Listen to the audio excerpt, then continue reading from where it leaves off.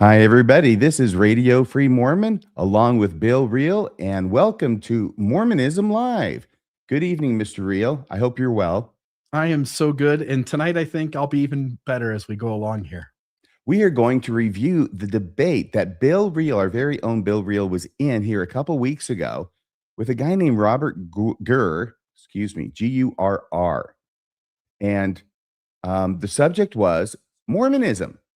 And whether Mormonism is true, I think, was sort of the loose kind of topic of the debate. But Robert Gurr showed up. He has the cojones that Jacob Hansen lacks. And he showed up to debate you. It lasted almost 3 hours. We're not going to take that long tonight, I hope. But here's a guy who's going to join us in a review of your debate, a guy you don't want to see on the other side of the V in a court case. His name is Snorty McSnorterson. No, it's Colby Reddish. Hey, Arvin. Hey, Bill. Good. I'm doing well. Thanks for letting me join you on this debate review. Well, you begged so attractively. I couldn't say no. I begged. Okay. So anyway, we're getting off to a great start. This is going to be a lot of fun, I know. So I have watched the debate. I went through it. I made 20 clips. I watched it when it was going live. By the way, was it live or was it premiering, Bill? It was live. It was sort of a cluster F at the beginning, if I can just say that. It was supposed to show up on this guy's channel, and he had somebody else using his streaming software because they share it, and he had pre-scheduled it weeks in advance. And somebody else had gone like, hey, I think I'm going to do a show tonight. And so we tried to go live. We couldn't. I thought, oh, well, like, what can we do? Like, okay, let me solve the problem. Let's go onto our StreamYard and solve it, which I ended up causing a nightmare for you. Yeah, so let's screw over RFM. Yeah, because you could then, yeah. I'll wait till his laugh is over. It always happens when I try and help somebody out. It ends in catastrophe. So we supposed to start at 6 p.m. and didn't start till 6:30. And it went, I don't like you say, 6:40, but who's counting? Go ahead. 2.5 hours. And because I'm streaming on our stream software, now you can't stream on our stream software. So you ended up canceling Mormonism After Dark. Deepest apologies, not intentional. But I think it did lead to at least some fun clips that we'll get to joke around about tonight. I had a great time in the live chat. In fact, I would encourage anybody, if you're going to watch this whole thing from beginning to end, turn the live chat on. The old live chat, it won't be live anymore. It'll be dead chat, but it will be fun anyway. So what we're going to do is we're going to show what the our thumbnail looks like, since I made it. That's a thumbnail within a thumbnail. It's like a play within a play, a dream within a dream. Is LDS theology true? On the left, we've got Robert Gurr, and I wasn't kidding about his last name. See, it's right there, Gurr. He's great. Against Bill Reel. And Bill Reel has the science stuff behind him because he's all intellectual and scientific. And Robert Gurr has behind him the LDS Temple because he's all Mormon. It's the great debate. And it was pretty good. I think it was. So let's see what's going on in this debate. Before we get there, Robert Gurr apparently started the debate with a fallacy. Hang on a second. We're going to get to this because this is something from Colby, and I want to give him a chance to say it. But before that, Colby, Bill, how did this happen? What is the thumbnail version of how this came about? Yeah, so a gentleman, his name is Steven. I don't know his last name, but his name is Steven. He operates the YouTube channel Proverb Guys Ministries. And so he asked me to come on and to talk about Mormonism. And so I said, yeah, I'm happy to do that. Went on to his show. We had a great conversation. It had aired maybe 2, 3, 4 weeks before the debate. And when we got to the end of the conversation, he said, hey, I have this LDS guy, Robert Gurr, who comes on to have conversations where he debates Christianity, Mormonism versus Christianity. And again, this guy's a more general Christian, so he sees Mormonism as outside of that. And he's having conversations trying to gauge whether Mormonism is Christian or not.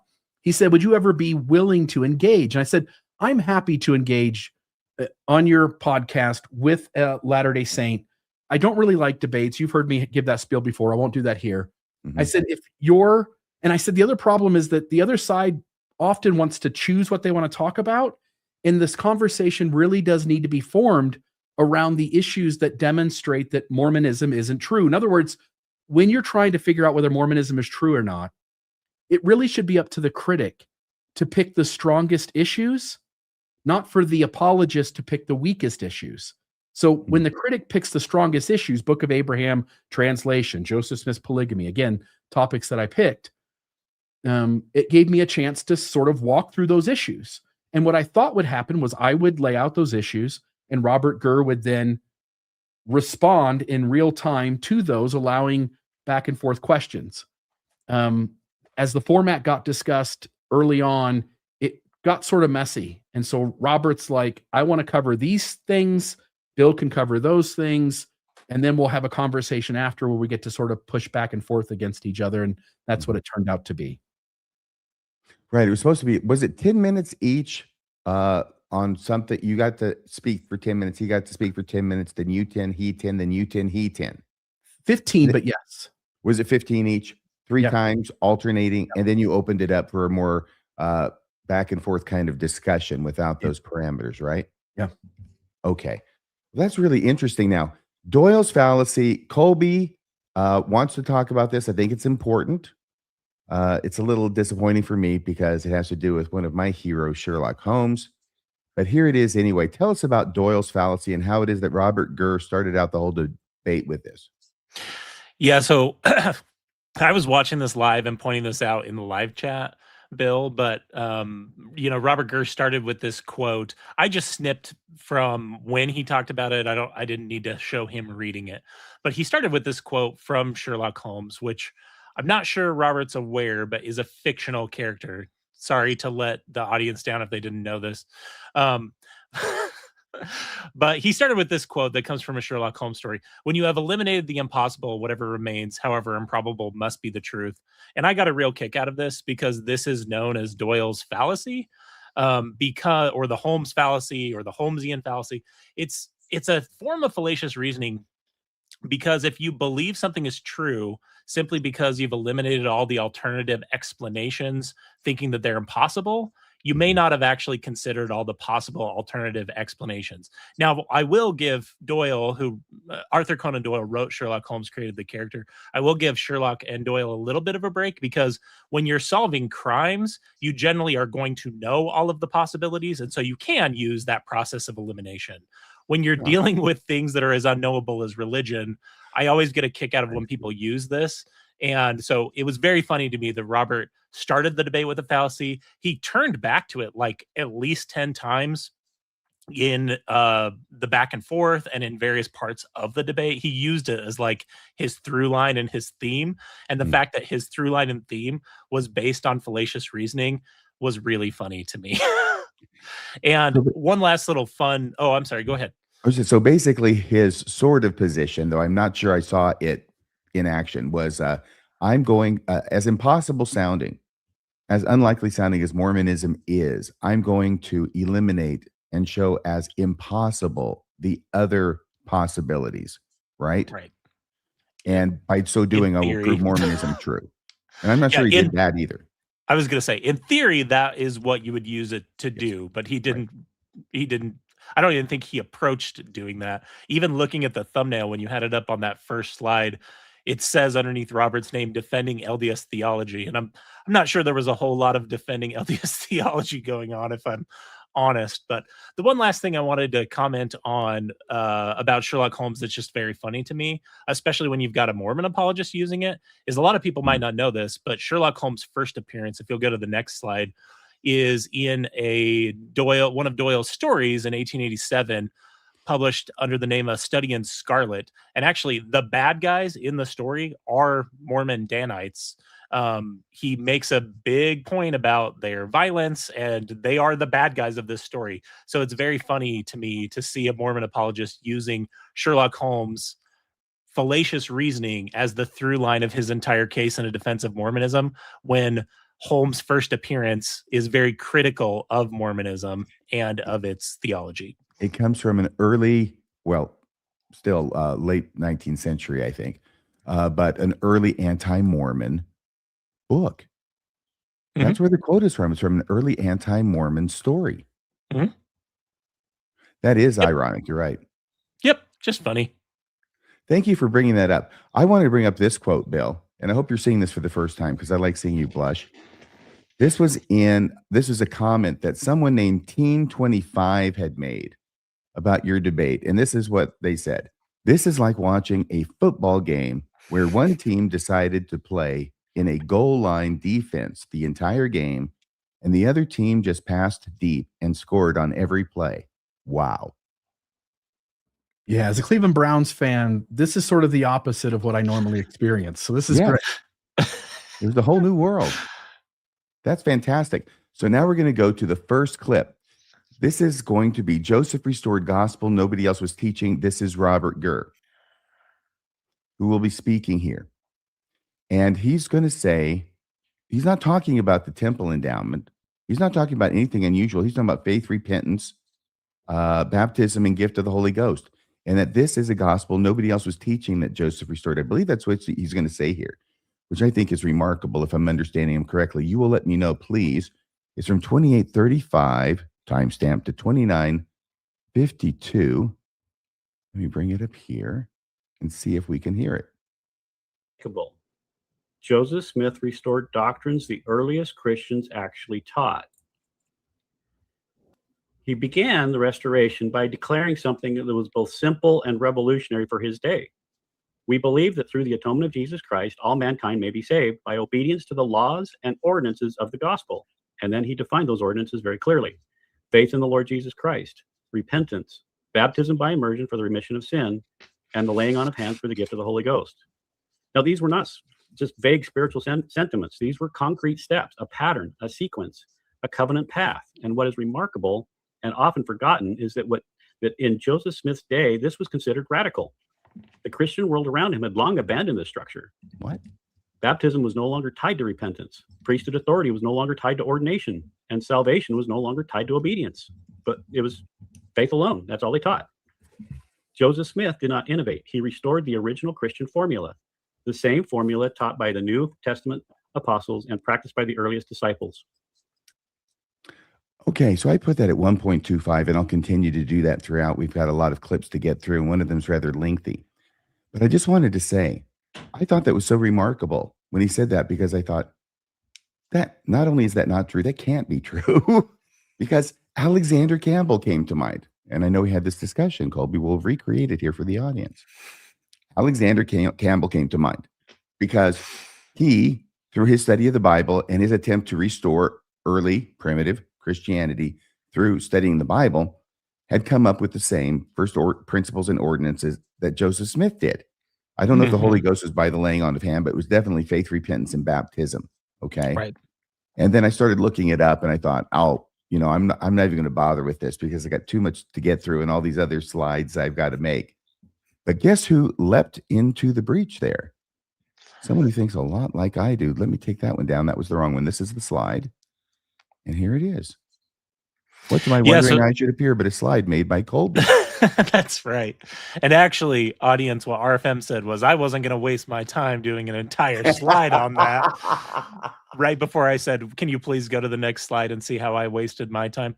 So yeah, my point here, and the way I put it to Cammie when Robert said this during the debate, is Joseph Smith wasn't only not the first restorationist, he wasn't even the first restorationist in his neighborhood. Like Alexander Campbell and the Campbellite movement was right adjacent to Joseph Smith, right? We know that there's the link with Alexander Campbell and is it Rigdon?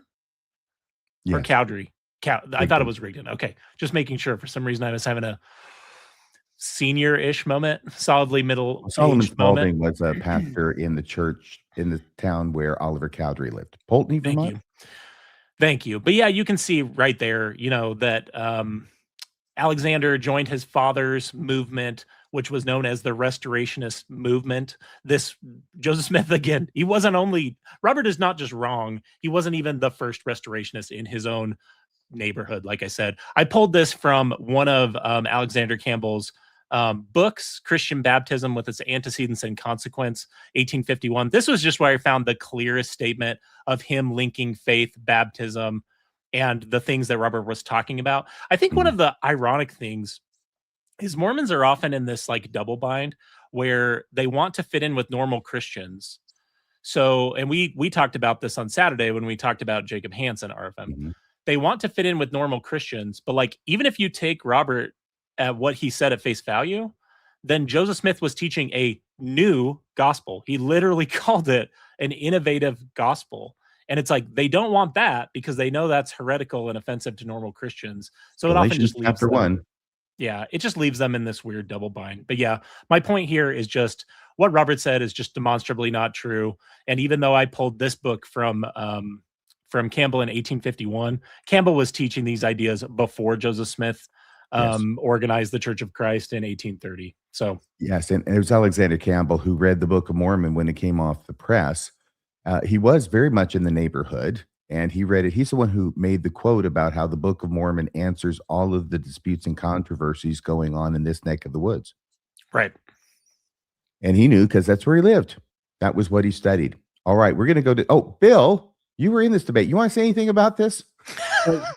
I'll just say this. The way Robert approached the conversation, I thought was a little strange. And as he got into that argument, as I was listening to him talk, and he's naming things that so many other Christian denominations are doing. So he's sort of making the argument that Mormonism nailed it. It's got these 4 things that the early Christian church did. And in my head, I'm going like, so do 200 other, at least. Mhm. You're not making a point that actually pushes the truthfulness of Mormonism. Why are the Baptists called the Baptists? Because they're fighting over the fact that this should be immersion. It shouldn't be sprinkling on the head. There's plenty of churches that do laying on of hands, and they all do faith and repentance. Which Christian church doesn't do that? I'm not sure. I'm not sure. It's pretty inarguable in the New Testament, and that's saying something. You have something that's inarguable in the New Testament. All right. Thank you for that. Now let's go to this, shall we? This is number 2 out of 20, by the way. Number 2, where Robert Gurr says you have to be anointed to be called a Christian. Now, this is going to highlight a certain thing because what he does is in his first 15-minute segment, he basically gives a sort of some missionary discussion, some compressed missionary discussions. In his second 15-minute, you go 15, then he gets to go 15. In his second 15-minute segment, he relies on the writings of church fathers in order to try and prove Mormonism is true, which struck me as misplaced. I mean, I certainly went through that as an apologist myself. But at some point, you realize nobody cares. First off, you can quote mine, church fathers, just as easily as you can quote mine, the Bible. The Bible is seen as more authoritative between the parties. Why don't you do it with the Bible? But he didn't. He did it with church fathers. And that was his second thing. And the third thing, his third 15 minutes, was where he went to the writings of early Spanish friars. And by early, I mean it's the ones who came over to convert the Aztecs and the Incas after their conquest by the Spanish. So that was back in the 1500s, I believe it was, when those happened. So that's a long time ago, but still. So he brings forth all of these legends that these friars, these Spanish missionaries, said that they got from the Native Americans, and then compares those in another cherry-picked way. And most of us are familiar with this kind of thing in Mormon apologetics. I was just surprised he was putting it front and center the way he did. So having said all of that, all right, he is in his second segment. He's quoting the church fathers. And it is possible that when you are quoting things as an apologist, or maybe as anybody who's overly devoted to the truth of a proposition, that you can't quite see the evidence that's right in front of you. He's going to quote a church father about anointing Christians. Okay. And this is going to be very significant to him, but he's not going to say why. And that's another problem with it. Temple, right? But he's not even going to, apparently he's not aware that what it says is that they weren't even called Christians until they were anointed, which is very different from the Mormon view of things. But he likes the anointing so much, he's going to include it, but not apparently see or at least deal with the other. So let's see how that goes. That's 3728 timestamp to 3800. So we can see, this apostasy and this restoration occurring. Before this anointing, you were a catechumen or an initiate. And after the anointing, you were a Christian. And this is confirmed by Tertullian, Theophilus, Augustine, Rabanus, Council of Trullo, and multiple people. I mean, this is all over when you start looking for it. So calling yourself a Christian without this anointing is like calling yourself a detective because you watched a murder mystery. Okay. But don't Mormons call themselves Christians after they're baptized? Not after they're anointed? Did you think about that at all when he was saying that? I know that Robert Gurr is a walking target-rich environment. So you can't, address everything that he says that's off. But did you see him doing this? This isn't the only time. I have a few other examples, of the same thing later. Yeah, what I'll say is this. I only vaguely understood what he was going to go into. I didn't have any prep on the material he was going to cover. And so I didn't have a chance to sort of educate myself and come with responses. He knew what issues I was picking. It's very clear from a critical, informed perspective how I'm going to attack those three issues. And so he had plenty of heads up knowing that, but I didn't.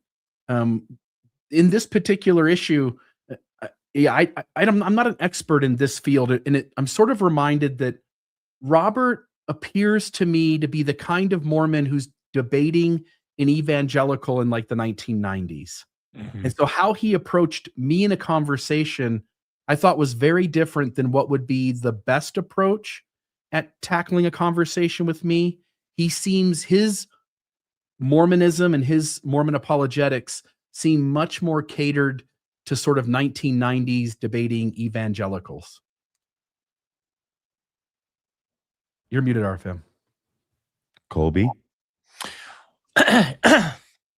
Yeah, and because of that, because your position, Bill, is just one of agnosticism/atheism, I'm always struck by like these appeals to whether it's the Bible or to early church fathers when someone is engaging with an atheist or someone who just has a skeptical position, is like that scene from the Two Towers Lord of the Rings movie when Gandalf says to Saruman, like, or I'm sorry, maybe it's the other way around. Someone says to Gandalf, like, you have no power here, because I don't really care what the early church fathers said. We talked about this on the debate review we did about Jacob Hansen, also RFM.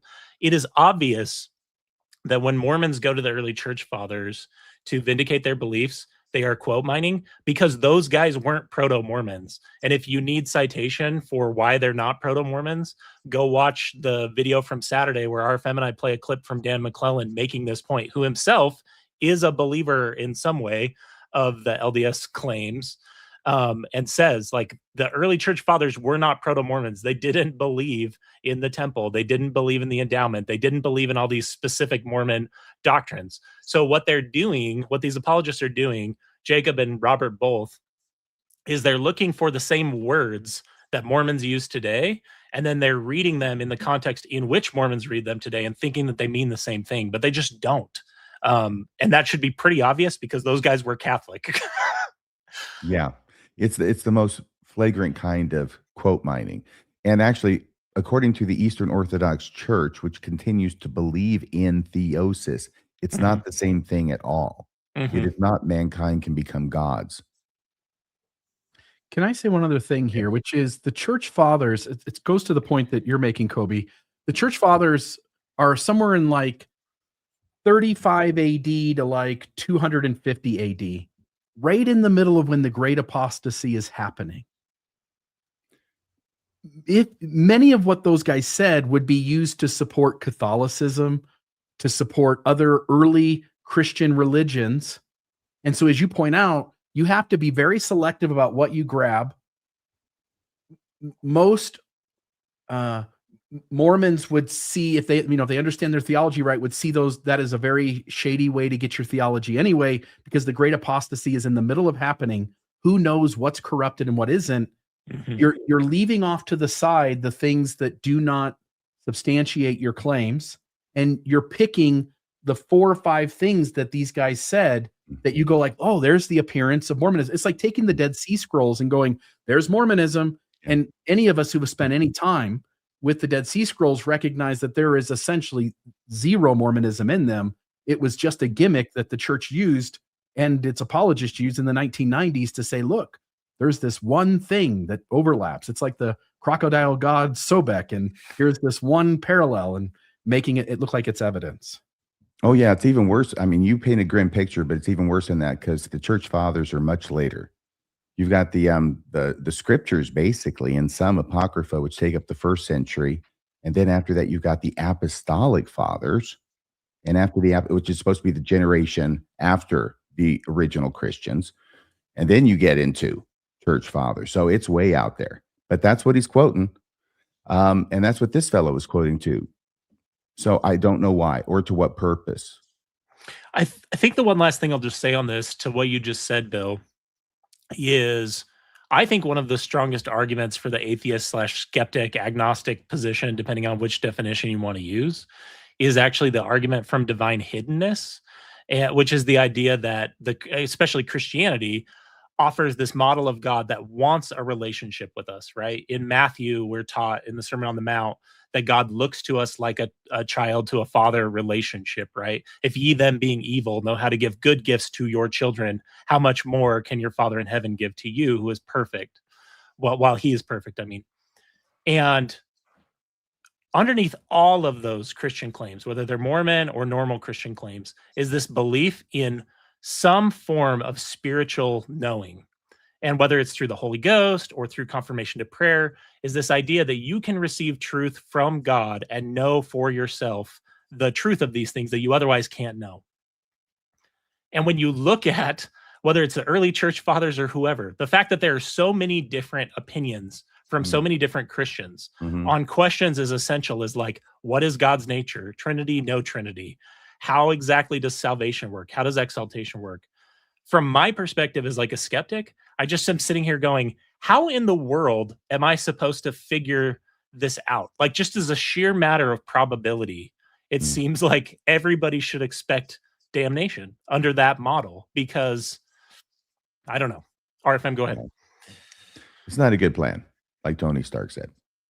Okay, so here's the thing that even you, Bill, even you not knowing what he was going to talk about, after he was done quoting from the church fathers, you gave an off-the-cuff response, which I thought was wonderful because it went to you. You made the comment about how really irrelevant everything he had just spent the last 15 minutes talking about was, as you segued into your next thing. And I wanted to play that here. This is timestamp 4425 to 4550. I'm just about done. Losing salvation is possible, and ex materia. So the apostasy occurred, and we see this happening. So these doctrines disappeared. Creeds replaced revelation. Philosophy replaced scripture, and the restoration restores the Christianity of the 1st century. But Joseph Smith did not know this. He did not have any idea who these people were. So when you have eliminated the impossible, whatever remains, however improbable, must be the truth. So, all right, my timer was had stopped. Oh, that's all right, Robert. Appreciate that. Mr. Bill, it's going to be your turn, sir. You can go ahead and pull up your slides, and also feel free to take the extra time like Robert did. Yeah, I'll just note, and again, hopefully this can come up maybe in the conversation after, but it's a strange thing that one has to assume that Christianity is true to even have a starting place to follow that argument, Robert. I'll just say appealing to shared Christian beliefs doesn't prove Mormonism true. It just shows overlap. Lots of religions in Christianity get part of Christianity right. The real test of Mormonism is its unique claims. And that's exactly where the evidence falls short. So the next topic here is the Book of Abraham. The Book of Abraham. Boom. What did you think of that, Colby, before I go to Bill? I think I might have added a next slide to use as an example of what Bill was talking about. Oh, really? I did. Perfect. What Bill's talking about is this right here. Not Star Wars, but since it's Star Wars week, I thought this would be appropriate. It has its own week now? What? Well, Pretty soon it'll take over the universe. May the 4th be with you.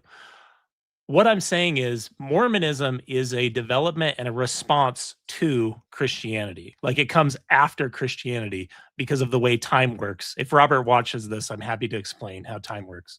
Because it comes later and because it's a response to Christianity, it should be entirely unsurprising that there are similarities between Mormonism and the predecessor religion that it's innovating on. It's the same thing with Judaism and then Christianity. So my point here with Star Wars is Mormonism is Star Wars Episode 6, and Christianity is Star Wars Episode 5. And Robert is saying, look at all these similar characters in Mormonism that are also common to Christianity, whether it's beliefs or characters or whatever you want to do in this analogy. The point is that the similarities just establish internal consistency. They don't actually prove them true, exactly like Bill said. Okay, very good. But they have repentance and faith. And Oh. look what these fathers say. Okay, Bill, what were you thinking during that moment? Have you watched this over again, or are you smitten right now with how eloquent that was? No, I have not watched it over again, and I didn't preview the clips. I experienced it once already, and I knew we would be hashing it out again tonight. Every religion does this. To Kobe's point, Jehovah's Witnesses, if Jehovah's Witnesses were going the 17 points of the true church, and they would label, you can't take blood transfusions because here's our scripture that shows that in the early Christian church, you're not allowed to use the blood. Every Christian denomination that has a truth claim points back at the Bible, has a certain interpretation of its scriptures, and says, look, see, we're the guys that are right. So just because Mormonism does it too doesn't mean anything. Yeah. Well, I thought it was a great shot. Now, here's another clip, okay? This is going to be clip number, I think it's 4. Let me bring it up here on the screen. And in this clip, Robert Gurr is going to do the same thing he did earlier, which is where he's giving examples from the church fathers, and he says something that doesn't match Mormonism, but he doesn't care because it has a part that does, the anointing. And now he's in this third thing. So he's talking about the early Catholic friars and the missionaries and talking to the Native Americans. And I did a whole episode about this when I was talking about the birch bark scrolls a couple of years ago. But we won't get into that here and why it is that a lot of these things probably show up in these sources. Regardless of that, he's going to talk about a Catholic Durant, I think is the fellow's name. And he's going to quote him, and he's going to quote him to the idea that some Native Americans had the idea of the Trinity. And he thinks that's a good thing. And he also confirms too, he says that the tree, he says that they understood the Trinity. He says the tree was honored in the name of the Father, which was translated as Tota.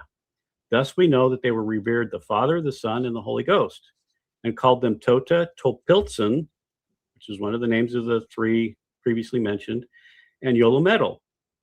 These words mean our Father, our Son, and the heart of both, honoring each one separately and all 3 as a unit. Here we see evidence that these people knew something about the Trinity. So Tolpiltson was the son of the Father, of son of Tota. See what I mean? I think there's a word for that, right? RFM, when you count the hits and ignore all the misses. Is it from Texas? Yeah. Is it the Nice Texas sharpshooting there, sharpshooter Tex. fallacy? That's right. Where you just shoot and you draw your circles around the holes that you make with your Yeah. bullet in the side of the Yeah. barn. Exactly. Yeah, it's a fallacious way of analyzing evidence where you count all the hits, ignore all the misses. Mormon apologists do it constantly. What did you think of that one, Bill? When I watch Mormon apologists do their thing, how they discredit strong contradictions against the truth claims of the church, and how they give immense amount of weight to parallels in other places. My brain cannot figure out how they do that, how they encounter the evidence and they go, Book of Abraham, well, it's a catalyst theory, or it's a missing scroll, or, well, what about the evidence against those? Well, I don't care that there's facsimiles that are translated, and I don't care that one missing scroll actually means there needs to be 3. I see this Native American legend that has this one overlapping piece, and by darn it, that means Mormonism is true. And I can't, for the life of me, my brain can't get there to even understand how their brain does that and thinks it did good work. I can tell you how. Because you make yourself forget You make yourself not remember. And I certainly did that a number of times when I was an apologist. I know it. I admit it. I don't think I lied, but I certainly deceived. Yourself more than anyone. Oh, yeah. I mean, what am I doing as an apologist? And I've analyzed that and thought about that some in the intervening years. And I thought, was I really trying to persuade other people that the church was true? Because I was doing an awful lot of work. An awful lot of work. Yeah, I think it was for me. All right. So this next one is going to be, I wanted to show this because I was saying in the live chat, and I've said elsewhere about when Robert Gurr was going on and on about the Catholic priests in South and Central America, that I said, what is this? The Americas Before Columbus by Dewey Farnsworth?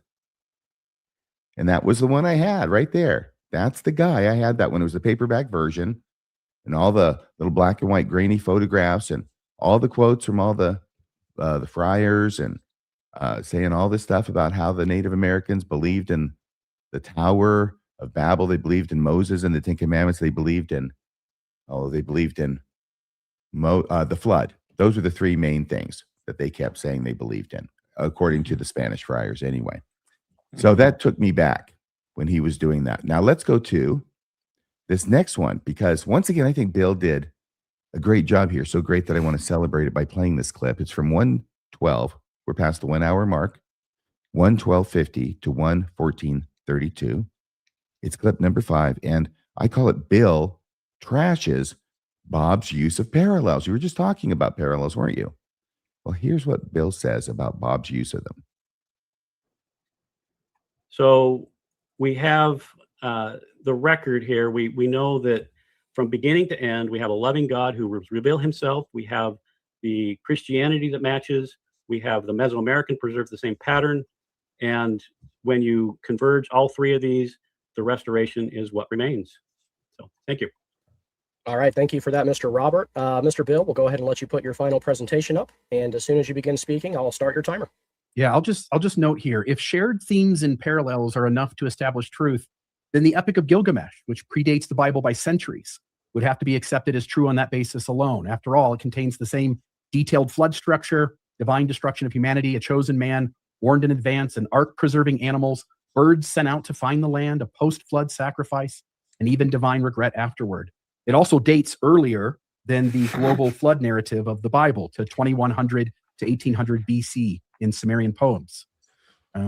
These aren't vague similarities. There are specific narrative parallels with Genesis flood narrative.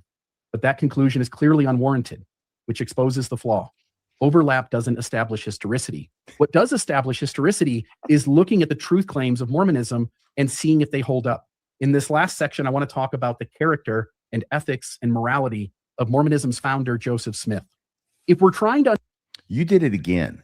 You did the exact same thing again. You did a segue into your final 15 minutes by totally ripping apart everything he had just been doing in his 15 minutes. I don't think he understood your point. Let me see if I understand. Yeah, obviously not, because he was nodding along. He was going like this. Yeah, it's exactly the same as in the Babylonian myth of Gilgamesh. Yes, absolutely. And then he's going, no. Here's the thing.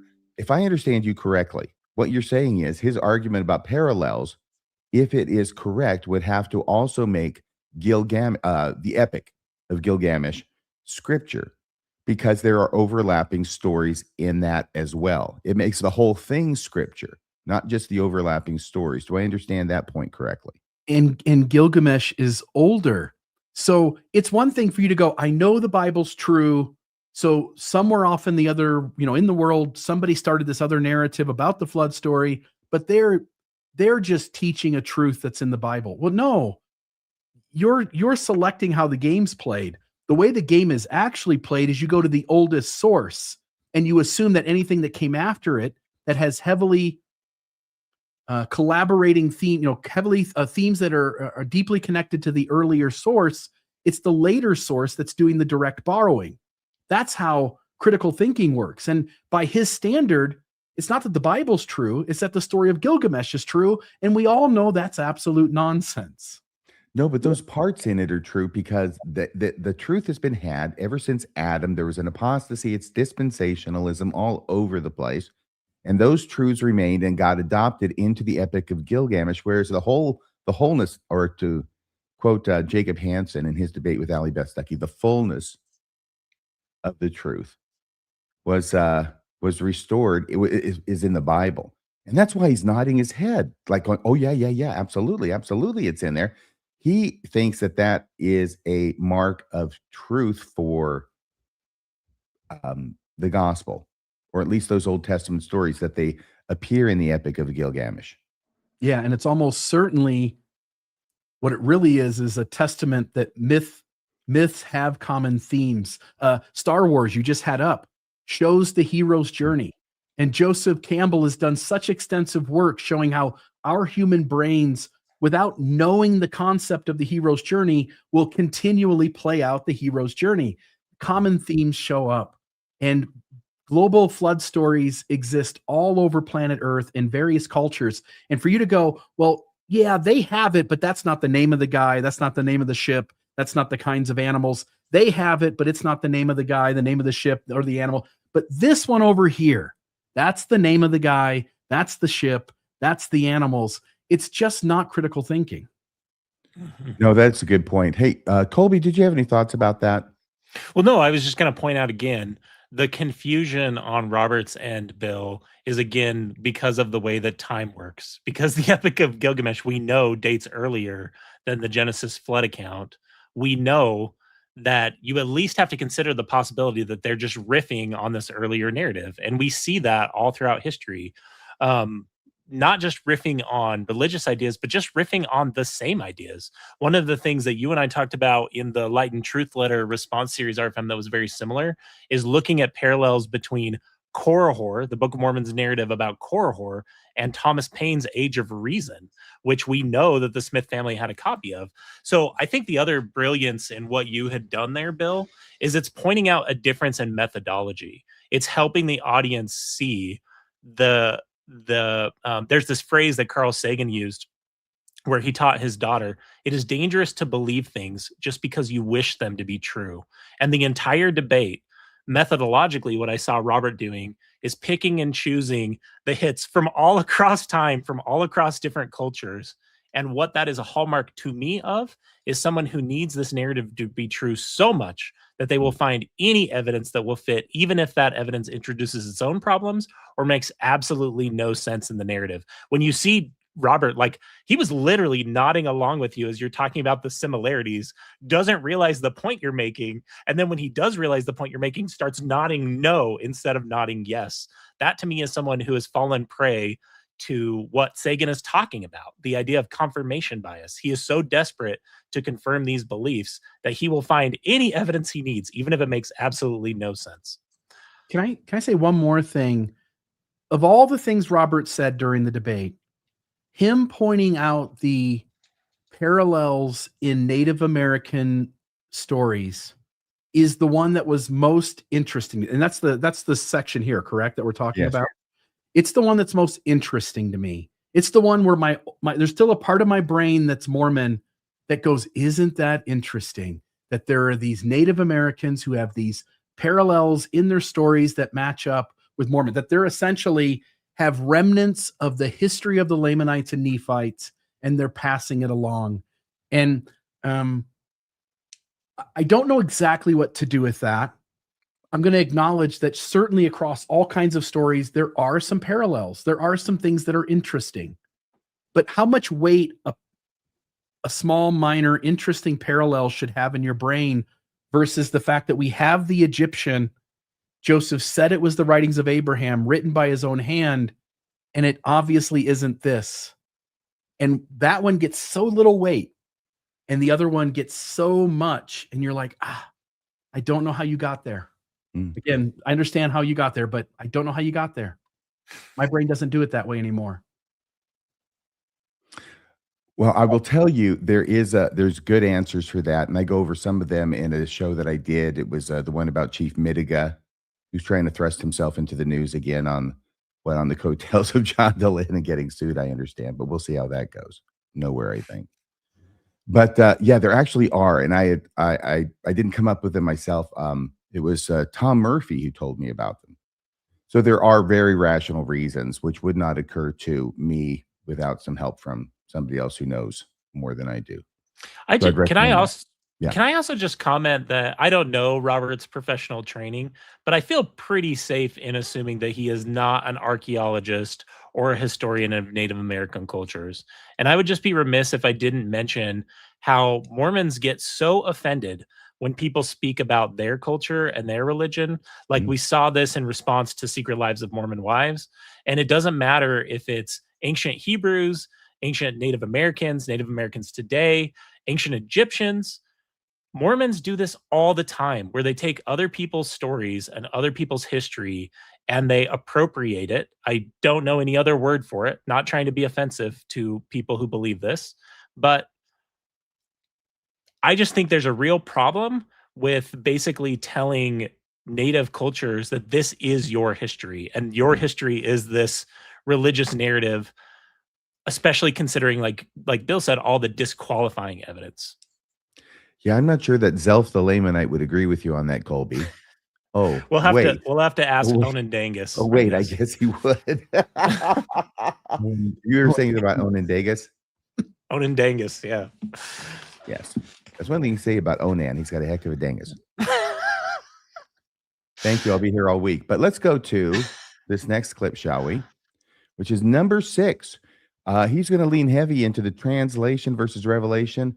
No, it's all revelation according to Robert Gurr. He has completely abandoned any attempt to try to defend Joseph Smith as a translator of ancient documents. I know that might sound surprising to some people, but he's definitely doing that with the Book of Abraham. In fact, in this clip, he's going to start talking about the Book of Abraham. He's going to go to the Book of Mormon, and Bill's going to think he's talking about the Book of Abraham and accidentally saying the Book of Mormon.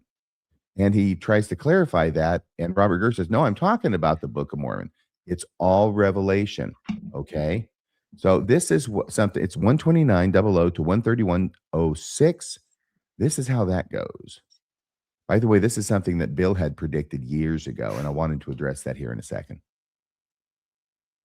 Who starts, but I will hand it over to you fellas. I'd love to ask you a question, Robert. Knowing the Book of Abraham problem, can I ask you which solution you use to solve that? So the Book of Mormon problem, Joseph Smith never actually translated anything. He didn't translate the Book of Mormon. He didn't translate the Book of Moses. He didn't translate the Joseph Smith translation. Those are all revelations. So when you look at the Book of Mormon, he didn't know the underlying language with the that was written on the plates. FYI, I'm asking about the Book of Abraham. I understand. Okay. I understand. But the Book of Mormon, he didn't even translate the Book of Mormon. What he did was he received revelation into his mind, or however he did it, through the glasses or whatever. It was not something that he took because he understood what we understand as a translation as the original language, and then make a word for word translation with it. He didn't do that. He didn't translator. God is the translator. He's the one who's converting the foreign language into English. He's not even doing that. He's receiving revelation. Okay, so with the Book of Abraham, we do know that the Book of Abraham was not. There are papyri missing. The witnesses of the papyri said that they saw red ink on the papyri. We don't have any papyri that has red ink. Okay, so we know that there are papyri missing. We don't know what those papyri contained. So do what we have is the word of is it the actual written language of Abraham? No, it's not. It's the Book of Breathings. We acknowledge that. But he was able to use that as revelation to receive the Book of Abraham. Yeah, Can I go first? Yeah, go ahead, Colby, please. So I know we're going to talk about how Bill's predicted this move. I have other things to say about that. But one of the things that's so mind-boggling to me about this new apologetic argument is they have just shifted from Joseph Smith can't translate worth a damn to Joseph Smith can't receive revelation worth a damn. Congrats on your big victory, Robert Gurr. Like, in what way does it make it better that Joseph Smith sucks at receiving revelation rather than just establishing that he sucks at translation? Because it's much harder to prove revelation wrong. Sure. That's why. That's exactly why, because they're getting their asses kicked on the translation schoolyard. So they got transferred to another school on the short school bus, and it's all revelation there. Translation means A equals B, and when we find mistakes, we have to have good explanations for such. Revelation means it's all kind of fuzzy, and maybe it's a tight translation this moment, maybe it's a loose translation tomorrow. You know, maybe the hills in upstate New York, maybe it's somewhere else. You get to play around with things. Well, what did you think? Because you predicted this. You said this is where it's going, and he has embraced this completely. You said the Book of Abraham and changing it from a translation to a revelation is a harbinger of the same thing happening to the Book of Mormon. Yeah. So, yes, I talked about this years ago because there were other conversations happening on the internet that were pointing to like, hey, did you guys notice they used the word revelation there instead of translation? I can't remember which one it started with, but I think it was the Book of Abraham, but you started to slowly see it being used in reference to the Book of Mormon as well. And what I can't get is you can't have it both ways. If one wants to point at Lehi and Nephi as partially Egyptian names and go, man, there's an evidence, there's a bullseye. Joseph Smith, as the oracle of God, by burying his face into the hat with the rock, having the plates covered with a cloth next to him, is putting the very words of these people's names he couldn't possibly have known, and they have their history in Egyptian, Nephi and Lehi. And then you go, but on the other hand, he doesn't know how to say woolly mammoth, so he says, Kuralim? he says Kuralam. So he says these words, or when he says this, he's just inserting horse because he doesn't know what else to say. You can't have it both ways. You either have to pick. God has the ability and is giving him specific words to where he is spelling them back. The scribe is spelling them back to him. He's saying yes, and they continue on. Or it's all fuzzy. Joseph's allowed to put in his own history, his own father's dream, the sermons from his neighborhood. He can put it, he gets to insert whatever he wants, change words wherever he wants to, but you can't have both. You got to pick. And the moment, and you'll see this later, maybe if it's in a clip, you'll see it later, but I tried to pin him down here. Which one of these do you take on the Book of Abraham? Do you take the catalyst theory, or do you take the missing scroll theory? Because I'm going to hold you to that theory the rest of that conversation. You don't get to bounce around. That's just somebody who knows that each position has weaknesses. That's not somebody who goes, I have a position, I think that position's true. Good point. Here's another slide. What does this mean, Colby? Well, this is kind of making my point, and Dan Vogel made this same point in the comments. So this comes from an episode we did. This is our Look Closely episode we did, RFM, about Jacob Hansen mistaking Joseph Smith's handwriting. I recognize that this word kolob is in Joseph Smith's handwriting because, I don't know, I know how to read a source note at the Joseph Smith Papers Project. One of the things I wanted to point out is I have this juxtaposed with Joseph Smith's own journal entry from October 1st, 1835, where he says, this afternoon, labored on the Egyptian alphabet in company with Oliver Cowdery and William Phelps, the system of astronomy was unfolded. My point here is that Joseph Smith obviously believed he was translating through revelation. Now, as the apologists continue to shift and say, oh, it was never a translation, it was a revelation. Joseph Smith didn't make this distinction. He thought he was legitimately translating through revelation. And you can see it right here in this journal entry where he says the system of astronomy was unfolded. Unfolded is obviously an allusion to some type of revelation or knowledge from God. I guess my thought here is, if Joseph Smith didn't think he was actually translating, why did he care about getting a certificate from Charles Anton? Why did he care about getting a certificate from Michael Chandler? How could he get a certificate from Charles Anton? That's a great point. And also you're going to conclude with 1835 from the guy, Michael Baldwin?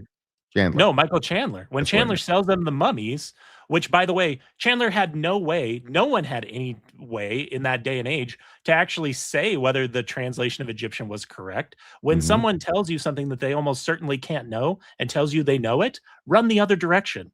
And yet Joseph Smith is just like, let me get a certificate from that guy because it makes me look good.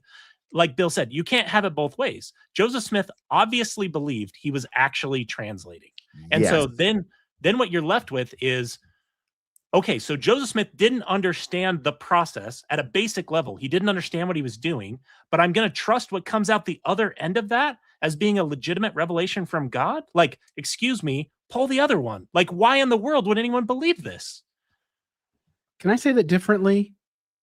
Joseph Smith wanted everyone he spoke to think he was translating. Mm-hmm. Whether he thought he was translating or not, I'm not so sure. Okay. If you were fraud, conscious fraud, yes. But when you look at like the planet names, we were talking about this on the newscast Monday, Wago, Oxa, you know, when he gives all those planet names, is he translating? He's delivering the very words that he claims God is giving him that are in some other language that we don't know, but for which he can either tell us the English or he can tell us the original word. When he gave us the Adamic language, he is telling us this is spoke. And so it's not necessarily everything as a translation product. The apologists might go, Bill, what you're talking about is not a translation. He's not translating the planet names. Well, yeah, he is, but he's not translating the Adamic. God's giving it to him. But it's the same game, whether it's the Book of Mormon, the Book of Abraham, the planet names, the Adamic language, the Kinderhook plates, the Greek Psalter. Joseph Smith is telling everyone around, I'm the guy who God can speak to, and I can deliver ancient languages in that ancient language form, or I can deliver their English translation. You don't get to then get away from that and go, nah, he's just winging it. The revelation comes, it's fuzzy. He gets to pick which words. I don't see that in so many instances that you're begging to be able to see it only when it suits you, only when it's convenient for your argument. And you want to have it both ways. The idea of a loose translation is not based upon any witness statement or any of the texts in the Doctrine and Covenants to which you earlier referred. It is based only upon the fact that a tight translation will not work in many instances and prove or tend to prove the Book of Mormon is not what it claims to be. Therefore, the loose translation theory was created, and I think by B.H. Roberts. It goes back that far in order to account for that. So it's loose when you need it loose, and it's tight when you need it tight. And you need it tight for names and comparison with other languages, and you need tight for any Hebraism, Hebraisms. Any Hebraism, any Hebrew element that they're pointing to that's a textual thing would have to be. It would require a tight translation, like Bill said, but they don't do that. They want to pick the names and be like, the names are a hit, but the rest of it, it was an expansion of some original ancient core. Like, it doesn't work that way. You have to pick a lane. I think the Sermon on the Mount showing up in 3rd Nephi would require a pretty darn tight translation. There's an example that's happening right now. There's a video on the internet I saw this morning where some guy's pointing to, Deseret is a word in the Book of Mormon. It means honeybee. And somebody found DSRT in Egyptian has to do with like this red something. Oh, sure. You nearly wrote about that ages ago. Yep. In a couple places, it's symbolized by the honeybee. Yeah. Or at least a wasp or something, some similar kind of creature. Mm-hmm. That only works if you take on a tight translation. If you watch that video and your testimony grows, great. But the rest of the apologetic arguments, you must stand on the ground of a tight translation. You cannot budge from it, and you will fall because of it, because it will be the damning tool that will end up being the end of you as you try to make arguments that come to a deep end, because tight translation doesn't work everywhere. I read all that stuff. I believed it, and I closed my eyes, and I studiously ignored the fact that the Jaredite record has nothing to do with Egypt or Egyptian. The one last thing I'll say, since you mentioned red, and it reminded me, and I know that Dan made this comment when the debate was going on, but that missing scroll red ink theory is debunked by Dan in Dan's Book of Abraham apologetics book. And I tried to find my copy, but I must have it somewhere else because I couldn't find it. So I don't remember exactly what the debunking is, but I know that. Oh, okay, great. Thanks for bringing it up. I wrote red ink down, but we got off on other things. It's a ridiculous thing. It's a ridiculous argument that Hugh Nibley came up with, and he knew it was wrong. He had to. because Oliver Cowdery described, there were two scrolls, there were two pretty full scrolls, Right. one of which Joseph Smith described as the writings of the record of Abraham, the other the record of Joseph. And it was the other scroll. And we know that because Oliver Cowdery also described certain facsimiles or images that were on the scroll that we recognize as being on this other. Had nothing to do with Joseph any more than the one scroll had to do with Abraham. But that was also described by Oliver Cowdery as having red ink on it. It wasn't the Abraham scroll.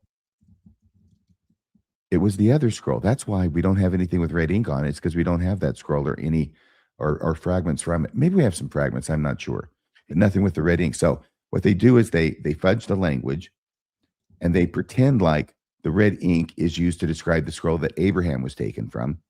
And then they say there's no red ink on the Abraham scroll. Therefore, there must be stuff missing.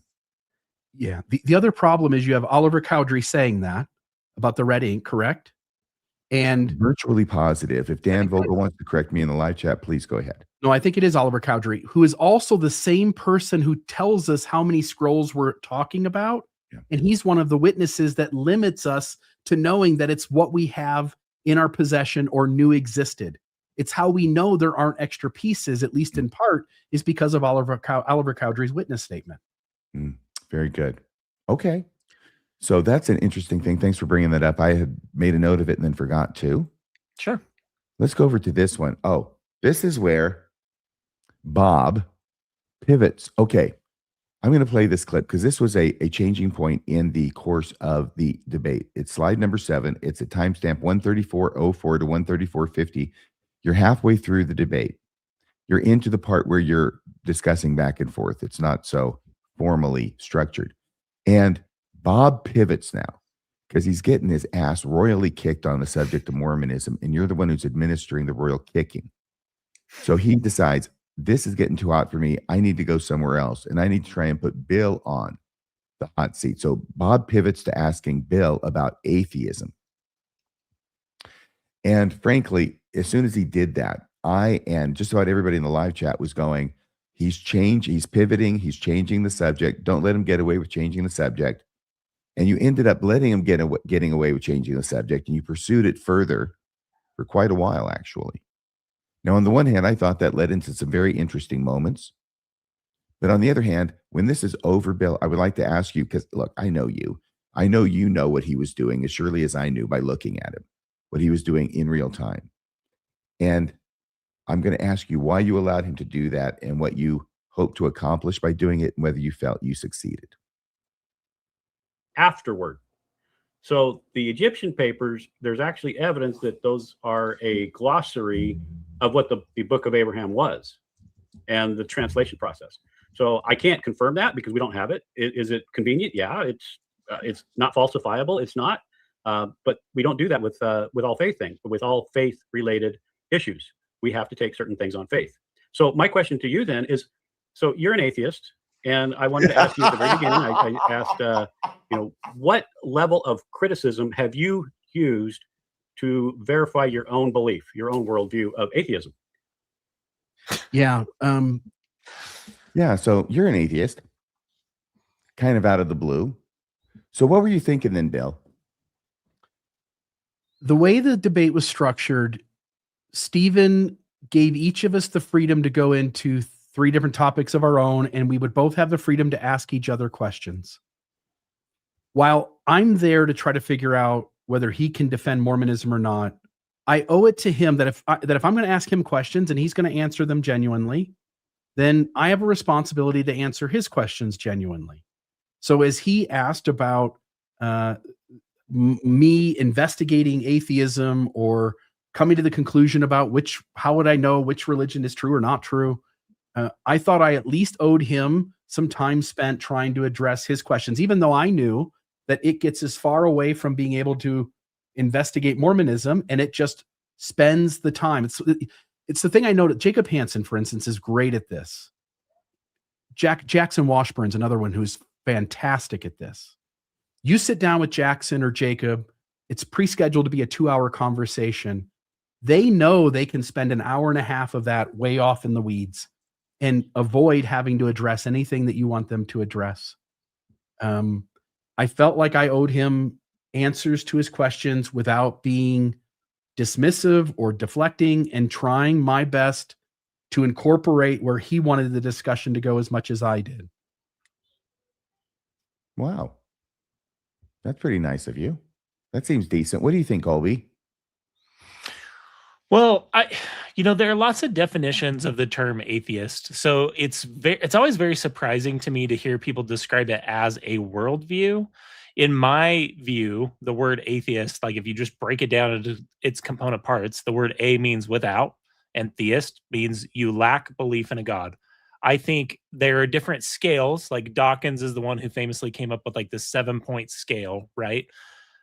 My view, and I don't know where you fall on this, Bill or RFM, is if I'm describing myself as an atheist, which I generally don't, but if I were, I would just be saying, I am not convinced that any of the God claims have met their burden of proof. I'm not convinced that they've established that I should believe in them.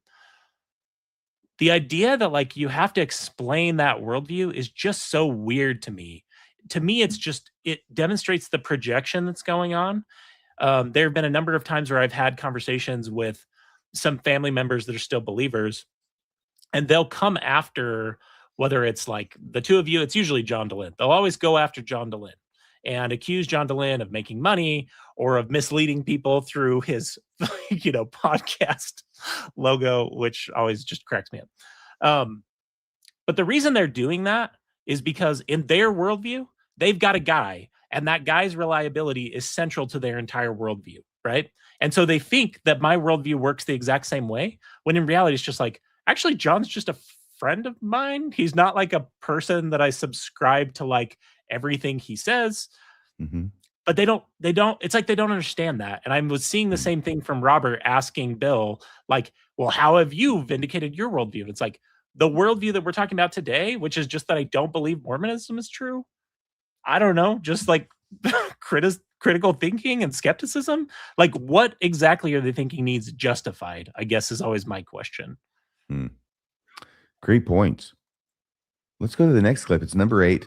This was another great stab you got in, I thought, Bill, in a nice way, where you said all religions are myth narratives, and you would agree.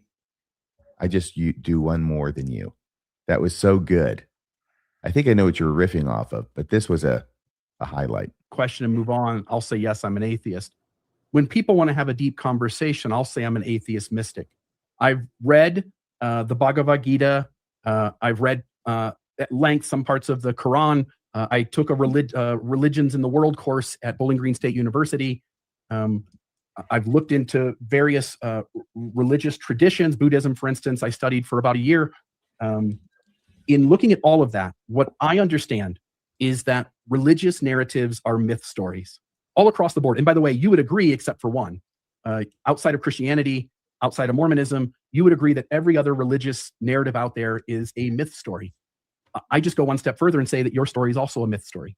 That said, I'm open to there being a creative energy of the universe that is all present, all powerful, and all knowing. I don't think it's a bearded man watching from the heavens and deeming that coffee is bad, but meanwhile allowing these young girls to be manipulated and abused by Joseph Smith. That makes no sense to me. So you're putting me in a box of atheism, and I don't hold in that box very cleanly. And so I just reject that argument. So you would probably fit in better as an agnostic. Yeah, but now we have to get into a 2-hour conversation about what is God or what could God be. I'm very well aware of research that talks about consciousness being fundamental to the universe. So I don't necessarily need to take a position that consciousness came after time and space. I'm going to not fit in your box cleanly. And I say that to say that this mode of forming an argument probably won't work well with me. It would work much better with a nice, clean atheist.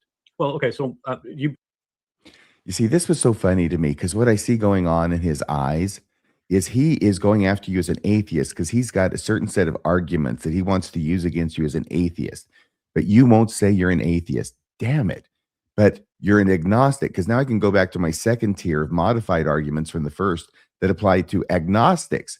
But you won't go in that box either. You're really screwing me up here, and I'm getting pissed off is what Robert Gurr is thinking, I think. What do you think, Colby? Yeah, I think that he threw him off of his script. I mean, that's exactly what happened. And I don't think that was just a debate tactic that you engaged in, Bill. You really have talked at length on Almost Awakened about, how you see some of those questions. To me, atheism is a question of belief. Do you believe that God claims have met their burden of proof or not? Agnosticism is a question about knowledge, or like what we can possibly know. There are people who are agnostic theists. They believe that we can't really know. They exercise faith and believe in God anyways. I guess it's just the way Robert's using this. You made a comment earlier, Bill. Like, it feels like he's using apologetics from the 1990s. It feels like his entire worldview is from the 1990s, because that's the way I see atheism and agnosticism. That's just like under the strict, like, normal definitions of those words. But believers often see them just in a completely different way and think that they carry with them this whole host of implications that then allow them to run down this script.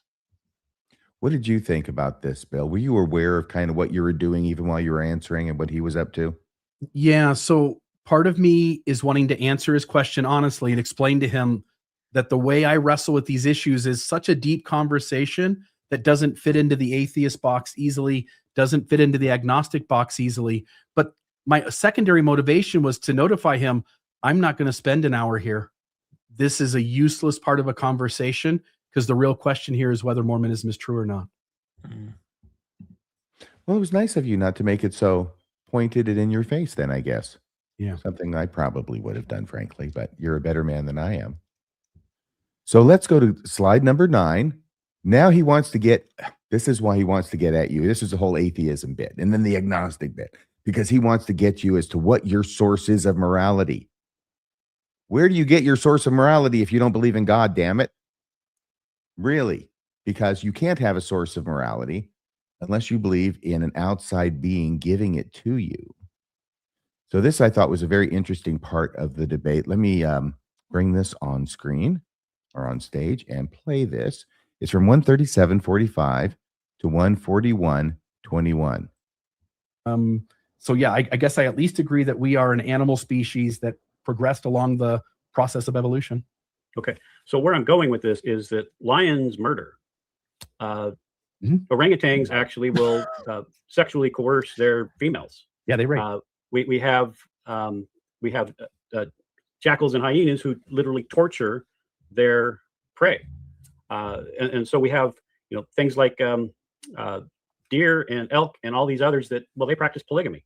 So where do you get the outrage, the moral foundation? Where is your moral foundation to say that any of these are wrong? I mean, we see LGBT behaviors in animals. So what is right and wrong? How do you decide that? Yeah, this argument is designed to go like, we don't have any lines in the sand unless we have a religious narrative that imposes such. Otherwise, we leave human beings to decide what is right or wrong. And I will only say that I can go into the Bible and I can pick 1,000 rules that are in there that at one time they said this is God's law, and even you would admit today that we reject that. That's not part of my Christianity or part of my Mormonism. Interjecting a religious narrative in order to say, like, we have to have a law of what is right and wrong, but using a tradition that has constantly shifted and adapted and changed. For instance, Mormonism said that celestial marriage was polygamy and that polygamy was essential to salvation. And then when they got rid of polygamy, then they went ahead and switched it over to celestial marriage is now just one man, one woman, eternal marriage. And the rules in your system are constantly shifting and adapting and changing. So even if you impose a religious narrative like Mormonism, you still have something that is so has so much flexibility and shifting and changing in it that it doesn't give me the hard line truth of what is right or what is wrong either. Right, but you didn't really answer my question. Where do you get your morality from? Yeah, my morality is because being 47 years old, my intuition inside, after having lived a life of experience, can gauge, I think, pretty well what is right and what is wrong. In fact, I would argue that I can decide right and wrong much better than LDS prophets can, and I could easily put my ethics and morality up against theirs and show them to be deceitful, dishonest, and lying on a regular basis, whereas people would be hard-pressed to find any moment in all my time in 15 years of being in front of the public and me lying, deceiving, and manipulating at all not to say even to the extent that Mormon leaders do. So I do it from inside me, and I feel like I'm doing a pretty good job of that. And I look at all the religions in the world and all the dogma and the harm that that dogma has caused, and I definitely don't want to put my trust in some religious myth that is full of abuse and deception and manipulation, as if that does a better job than I do inside. So I think that was a tour de force. Whew. I want to give credit to Robert Gurr for following up and saying that doesn't really answer my question. Unfortunately, you'd only been shooting at him with a shotgun up to that point, and afterwards you dropped the nukes. What did you think about this, Bill? And then we'll go to Colby.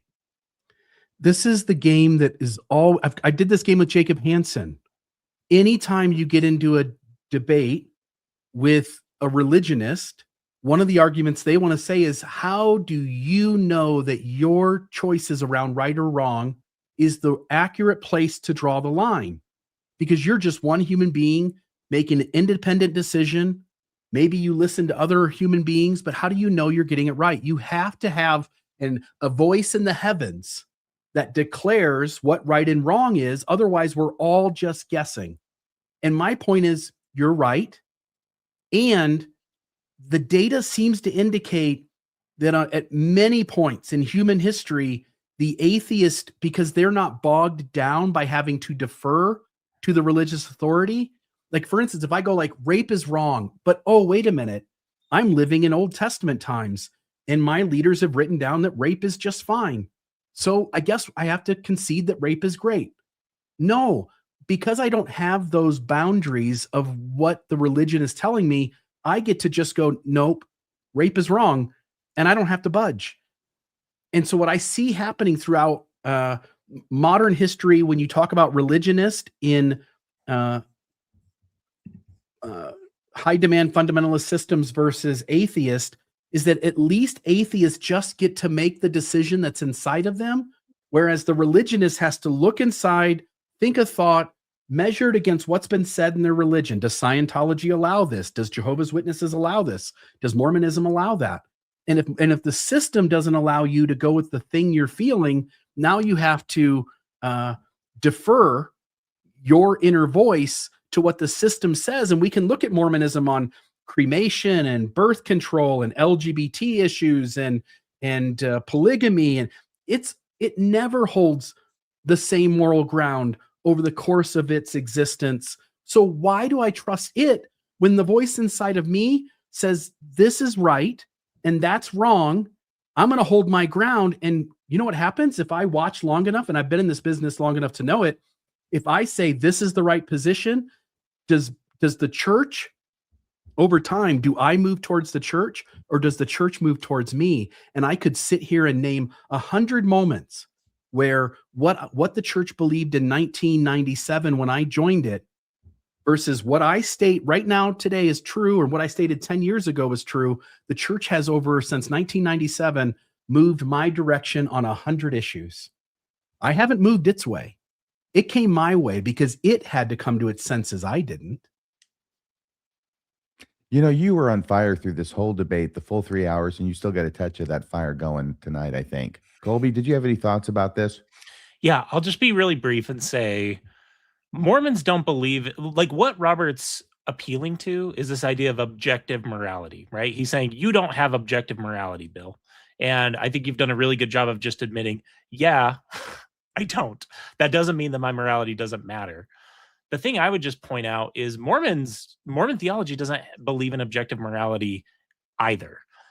Joseph Smith literally taught what is right in one circumstance can be wrong in a different circumstance. That's what's known as divine command theory morality. And if you believe in divine command theory morality, which is also a requirement if you believe that Nephi was ordered to murder Laban, it's hilarious also to hear Robert say that animals murder. They kill. I would not say they murder. Murder is it implies intent, and intent to kill and knowing that it's wrong. But we'll just set that aside for a second. If you believe that Nephi was actually told to kill Laban, murder Laban while he's sitting there passed out, you don't believe in objective morality either.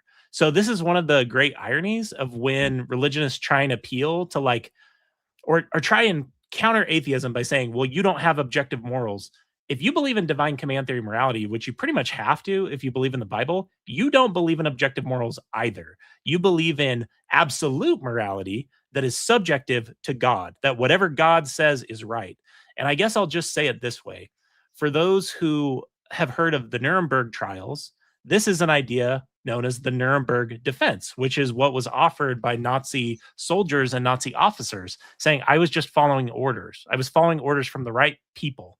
Just following orders from the right people didn't fly during the Nuremberg trials, and I don't believe it would fly in the like any type of celestial eternal question either. I don't believe in that. I don't believe that something that is right can, or sorry, something that is otherwise wrong can be made right because the right person told me that I should murder somebody. I just don't believe in that model of morality, and it definitely is not objective morality. The one last thing I'll say is to Bill's point about humans being part of this evolved species, us being part of this grand evolved species. Robert's right that animals display barbarism in the way they behave towards each other. But the other thing is that animals also display what I would call like proto-morality. Just last week, I went to my daughter's science fair where she presented on elephants, and elephants mourn and bury their own dead. I think that we are a lot closer to animals than most humans want to realize. And I don't say that to denigrate humans. I say it to rise animals and our connection to animals. I think that they feel and experience a lot more than people recognize, including questions of morality. Chimpanzees will do this analysis where they know they're being treated unfairly by researchers. So I guess what I'm saying is, if you think morality and pro-social behaviors aren't explainable through just evolutionary processes, you're just wrong. You need to do some more research on what we've seen about animal behavior towards each other. Can I say one more thing? It's great in theory if there is a God out there and he would send an angel down and that angel would walk with me day to day and I could bounce ideas off of him and he could say, these are my rules and this is God's rules and here's why we do things the way we do them. Great. But I have to trust other human beings who have placed themselves at the heads of religious systems. And I can go do a history lesson and look at all the founders of all the religious systems and go, is that really the advice I want to follow? Do I want to follow Jim Jones or David Koresh? People who put themselves as being the oracle of God. That group of people have done maybe as much harm on this planet as anyone else. Dogma is the issue, and dogma is when a person or a small group of people decide for the rest of us what it is that are the ultimate true beliefs. And when you put the religious stamp of God behind it, when God doesn't ever show up in the room telling me his actual morality, I have to trust Joseph Smith. I have to trust I was going to think of David or Scientology's L. Ron Hubbard. If I have to trust David Koresh or Jim Jones or any of the gurus that have caused significant harm on people, it's a bad premise to go like, oh, I trust that he talks for God. Well, you go, it's the Bible. Well, the Bible's an old book that has tons of evidence that run counter to the morality and ethics that it portrays. And I don't feel bound to trust another human's voice or another book's voice when that human and that book don't seem able to measure morality and ethics in a healthy way, the way I think I'm doing. Okay, very good. Well, we've come to that point in the program where we're at the part about child marriage. Can I say, I didn't see this coming, by the way. Nobody saw this coming. God didn't see this coming. I was prepared for what I thought his counter argument would be. This one caught me off guard. Well, you've been hammering Joseph Smith pretty hard on the whole polygamy thing, and I think he thought it was time to get a few whacks back. But that's not really how it played out. So this is actually a 10-minute clip. It's 141.21 to 152.55. I am going to play this at 1.5 speed. You can thank me later. The live chat was going crazy during this because one person, I was Brittany the Apostate, was talking about how She thinks, or he thinks, Robert Gurr. I can't keep track. I'm sorry. Brittany the apostate thinks that Robert Gurr is making himself unhirable. I remember that one. I thought that was pretty funny because he ends up defending Joseph Smith and his practice of polygamy. And when you do that, you end up sounding kind of cray cray. So the other thing is, I don't want to just play this to get people all upset again, though I won't object if you do. The thing that struck me, though, there's a meta contradiction that Robert Gurr is engaged in, okay? And he's just gotten done advocating for the point about morality and ethics. And these things are constant, they're eternal, they have to come from God. And now he's going to make the opposite argument immediately afterward, when he's going to say that ethics are societal and we have different ethics and morals today than we did back then. And the morals and ethics back then justified Joseph Smith and what he did, although we wouldn't do it today. And even though he himself finds, 7 or 8 year old brides morally reprehensible.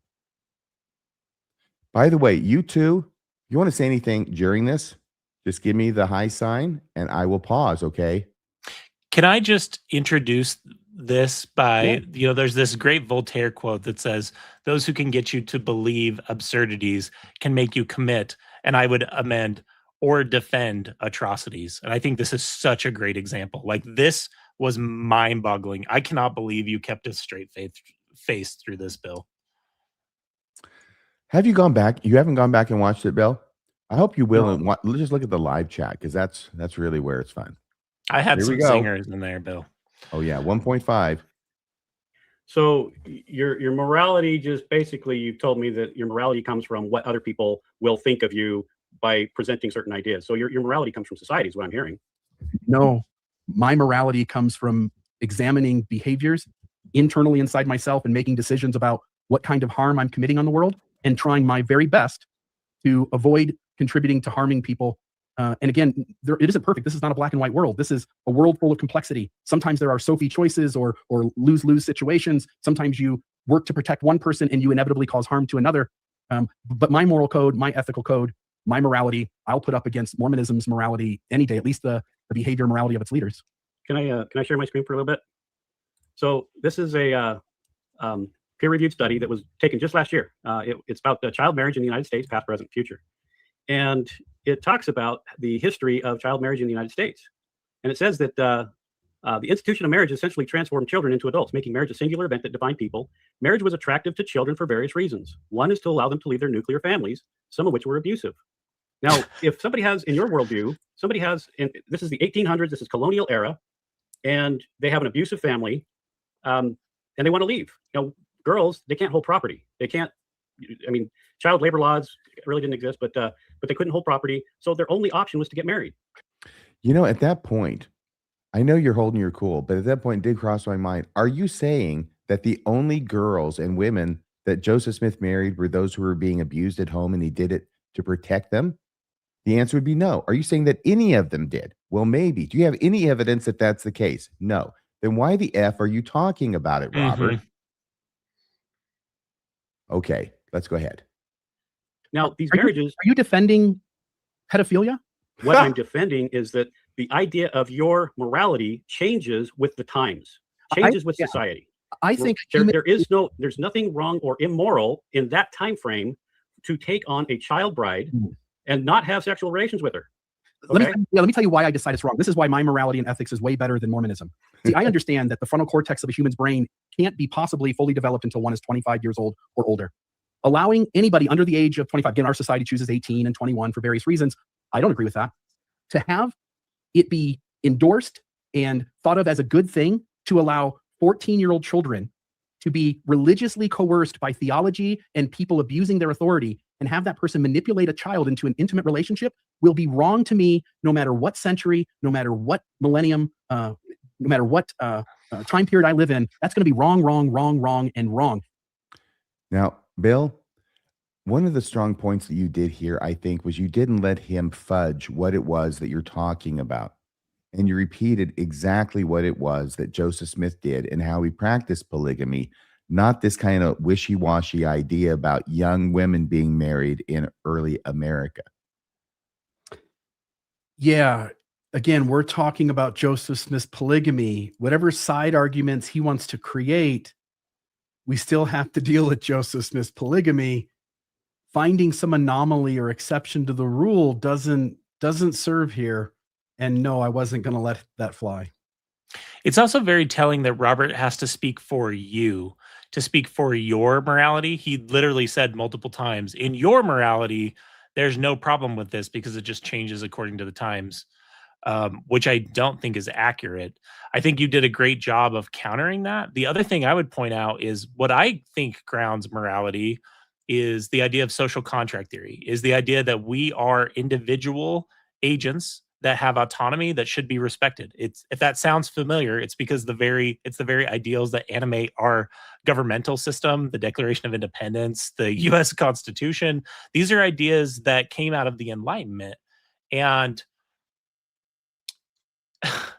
I guess the idea that you can't have morality unless that morality is objective is just absurd to me.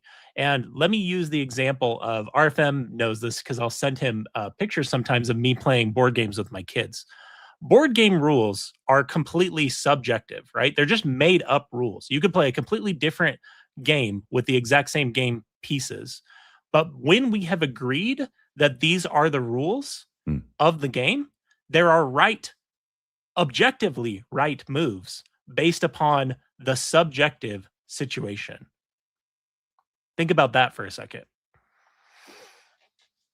Okay, well, let's continue with this. Right now we are at, that's a good point, by the way, mind blown, Colby. We're almost at 145, so we got a ways to go. And I will never, it doesn't matter if it happens in the Bible, if it happens in Hinduism, if it happens in Islam, I'm never going to justify a child with an underdeveloped frontal cortex being manipulated into a relationship with an older man who's using religious coercion to convince them to do so. Okay, not all of these were religious coercions. In fact, very, very few of these marriages in the past had anything to do with religion. You're bringing religion into it when it's not even an issue in the child marriage issue. I wouldn't allow it with a frontier. I wouldn't allow it with a frontier 50-year-old either. Religious coercion. What you're doing is the fallacy of presentism. You're taking what is the present society and imposing it on a society with their average age back in the 1800s was 35 years old. Oh, pause it for a second. Can we stop? This is one of the. This is something everybody in the live chat was going crazy about too, including Colby. Would you explain why he's wrong? Because he's a the moron. Average age was 35 years old. Well, he's right, but he's wrong. He thinks that because the average age is 35, that means people didn't live beyond 35. He's going to continue and basically talk from that frame in just a second. Yes. But even if he's correct, I don't know exactly what the average age was, but it doesn't matter. The fact that the average age was that low isn't because people didn't live well into their 50s, 60s, 70s. They absolutely did. It's because so many people died before they reached like adolescence. That's why it pulls the averages down. So once Robert looks up how time works, I would suggest he look up how averages work. Look at Brigham Young. Look at David Whitmer, Martin Harris. We've seen pictures of them. Emma Smith. They live to old ages. They're respectable old ages full of years. Mm-hmm. He's trying to say they only live to 35, so therefore they've got to get cracking really early and young and marry those girls. Exactly. Once you, again, the number is dragged down by the mortality of infant deaths. So child deaths, born dead, died shortly after birth, was immense on the frontier America in the 1800s. You take out that segment and you now have people living, essentially the average age at that point becomes 55, 60 years old. It's only bogged down by the infant deaths. Yeah. Mm-hmm. Exactly. I want to make another argument here too that I tried to make at some point. I don't know if it's in this or not, so I'll say it. Going to different time periods to debate what's right or wrong, to me, is useless. In my head, I'm thinking this whole time, but we all agree if there's a God and he's the Mormon God, he is eternal, unchanging. Mm-hmm. He has a constant morality. Yes. Now, I know the religionist will go back to the Bible and say, yeah, well, Mary, the mother of Jesus, was young, and there's these other Bible instances. And I don't care that you have some myth story to back up your point. If God is eternal, no God that I can place faith in is ever going to allow 14-year-old girls to be religiously coerced into intimate relationships. And if you fight for that by pointing to the 1800s, that's useless. Point to God. God is okay with it from every time period to every other. And then the other thing I would say, let's keep lowering the age. What about 13 years old? If God says sex with 13-year-olds is okay, is it okay? Sure. 12, 11, how about 9, 6, 3? Like, where do we stop? And at some point, you have to make a decision about where you stop and explain why. And whatever decision you make about the why it's wrong to have sex with a 3-year-old, in essence, that applies to the 14-year-old too. Like you're saying, that's just a child. That child doesn't have a brain able to make decisions. That's not consensual. That is religious coercion. Whatever reasons you come up with whenever you draw the line at too young, you have the exact same problem at 14 still. Can we also talk about how he accused you of engaging in the fallacy of presentism, however he pronounces it, presentism? And he's just demonstrably wrong about that, because the average marriage age for a first marriage was in the mid-20s. Polygamy was illegal, which indicates that even in the present day, they knew this was wrong. The Republican Party was founded in part to destroy the twin relics of barbarism, polygamy and slavery. So the idea that, oh, you're just looking at this with your 21st century lens is just wrong. People in that day and age also knew it was wrong. Look at the response from William and Jane Law and their compatriots in the Nauvoo Expositor. Like, people knew this was wrong then. So just accusing Bill of engaging in presentism just ignores the reality of the evidence. This is why the federal government moved against the Mormons. This is why the Mormon church doesn't practice polygamy anymore, because everybody else knew it was wrong and bad and said, we're not going to tolerate this. By the way, Bill, when you said God is eternal, I thought you were going to go a different direction. I love the point you made. The point I was going to make was, once again, this is what I'm showing here, is that if God is eternal, why are his objective ethics and morals continually changing? Because apparently they were a lot looser back in the 19th century when it's okay to marry girls, all right, than it is today when it's not allowed anymore. So that's what I mean. Okay, so let's go. We're continuing with the same clip. We're at 145 now. You were dead at 35 years old. Okay. And so the average age, you had to start earlier. And you didn't necessarily, these weren't necessarily sexual relationships. In fact, it goes on to say that historically, historically, judges have been reluctant to annul child marriages. They wanted to honor individuals' choices to marriage and preserve marriage, seen as the cornerstone to social order. Even if the marriage violated statutory requirements, if it had already been confected, annulling it would essentially turn otherwise married women into girls who were no longer virgins. This is the thought process that went into tarnish girls of the institution of marriage. And so that's not where I'm at. I'm sorry. Also, just briefly, I would say to let each other, if you begin a thought, to let them finish the thought. That way it's fair. No, that's okay. Bill, do you want to respond to that? Yeah. Okay. I'll go a step further. Which early American colonial period. Sorry. Okay. Go ahead. Yeah, I'm trying to pick on Mormonism and what I saw Joseph Smith doing. And I understand what you're saying. You're saying, look, there are other times on planet Earth when it was acceptable in the norm. That's fine. There are lots of moments during the time that humans have been on the planet where groups of humans have justified abhorrible things. Example, the Bible says that if someone rapes you, that rapist can take a certain amount of money and pay your father, and your father then will have you marry your rapist. I don't care. No matter what age you're in the earth, that's not right. And my ethics inside, because I don't need religion to tell me right or wrong, I just know it's wrong. And it doesn't matter how many societal groups gave their stamp of okay to that. And so it doesn't matter to me. Again, I agree with you. People only live to 35. You only have so many years to perpetuate the species. Of course, we're not animals, right? And regardless, I'm just never going to justify old men manipulating young girls into a sexual or intimate relationship of any sort, and religious coercion makes it that much worse. Let me ask you, are you comfortable? Are you comfortable with the way that Joseph Smith approached Lucy Walker? Yeah, I am. And the reason why is because he didn't view all of his marriages as marriages. They weren't. By the way, while he's trying to say marriages are not marriages, which is a good follow-up to translation isn't translation, I wanted to mention that you had given in detail the story of Lucy Walker as part of the debate. And of course, you've given a number of times. It's a story that you've told because it is so, well, it's hard to do anything with that as a faithful Mormon. It's hard to find a good way around that. And that's why you asked him the question, are you comfortable with Joseph Smith marrying Lucy Walker the way he did?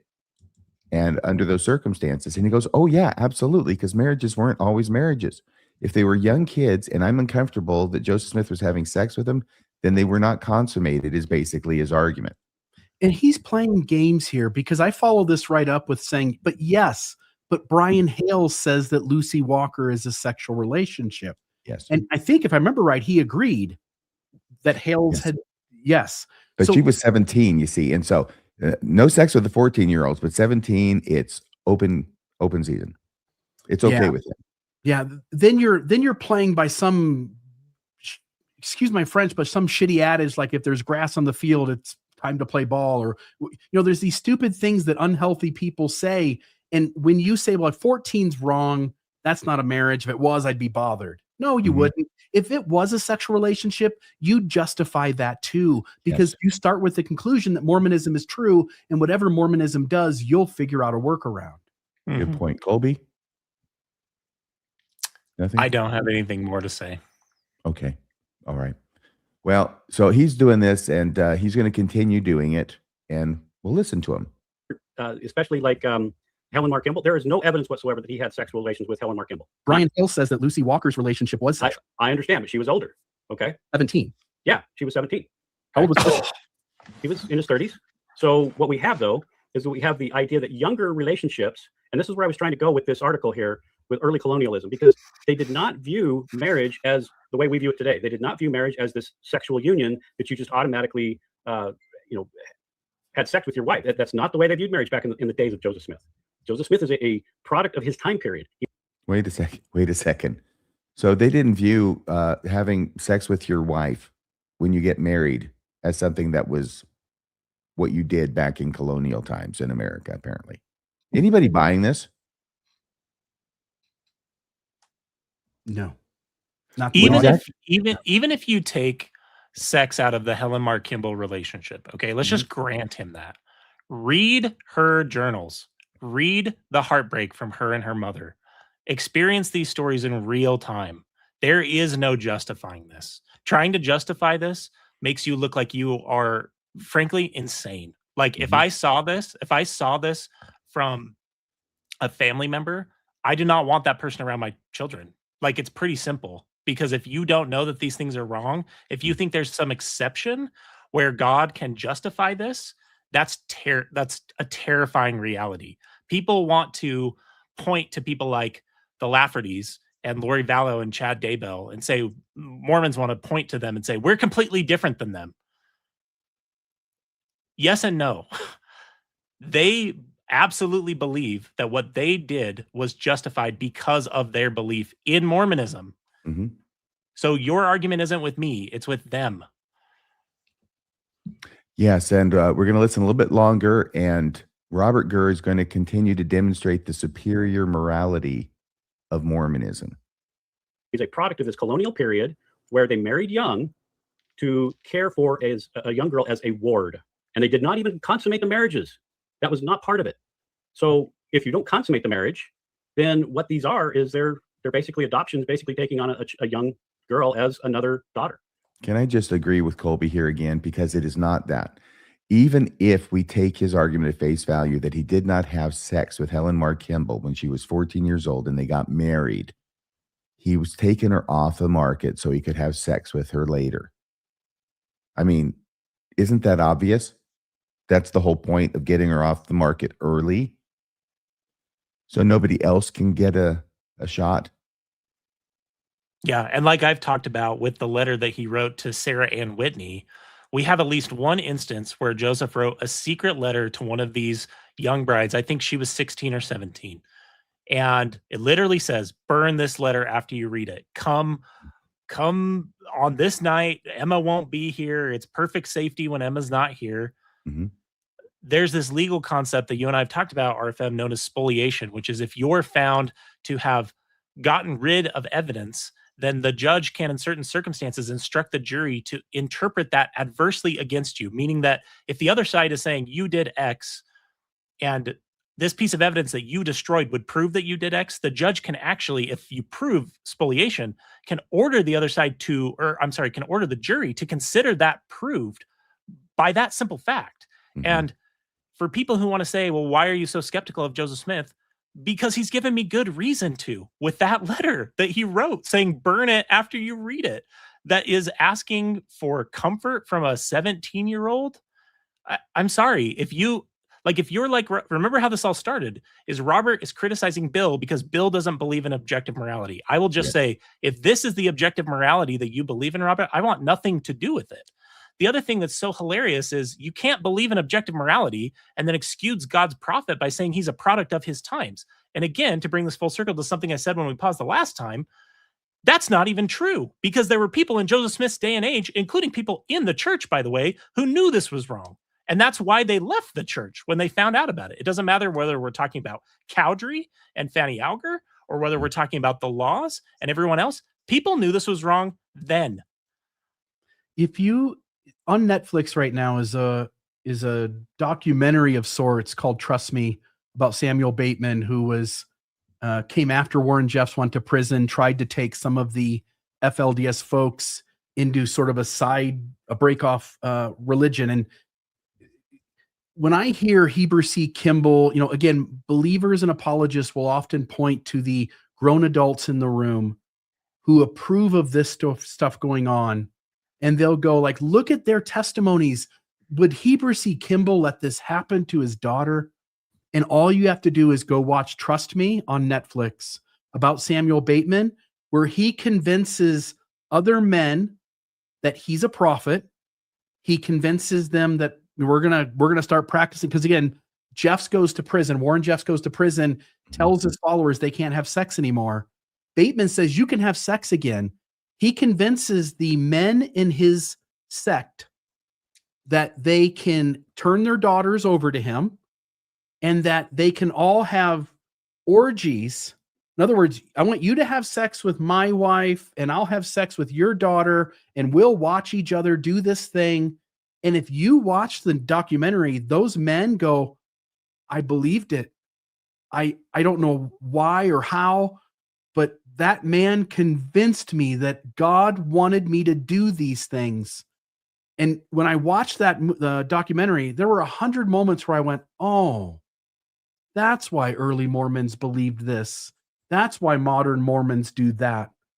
It is so easy to see how easily people are manipulated when you watch a show where a man who's just a bumbling idiot claims to speak for God and fools a few dozen people into doing the craziest things. And we go, well, there's witnesses. These guys said they were there when a vision happened. Mhm. These guys, they said they wouldn't do anything crazy, and yet they're in the middle of doing it. I would highly suggest anybody who's a believer watching this conversation, go watch the documentary on Netflix, Trust Me, and see if you notice any of your Mormonism there.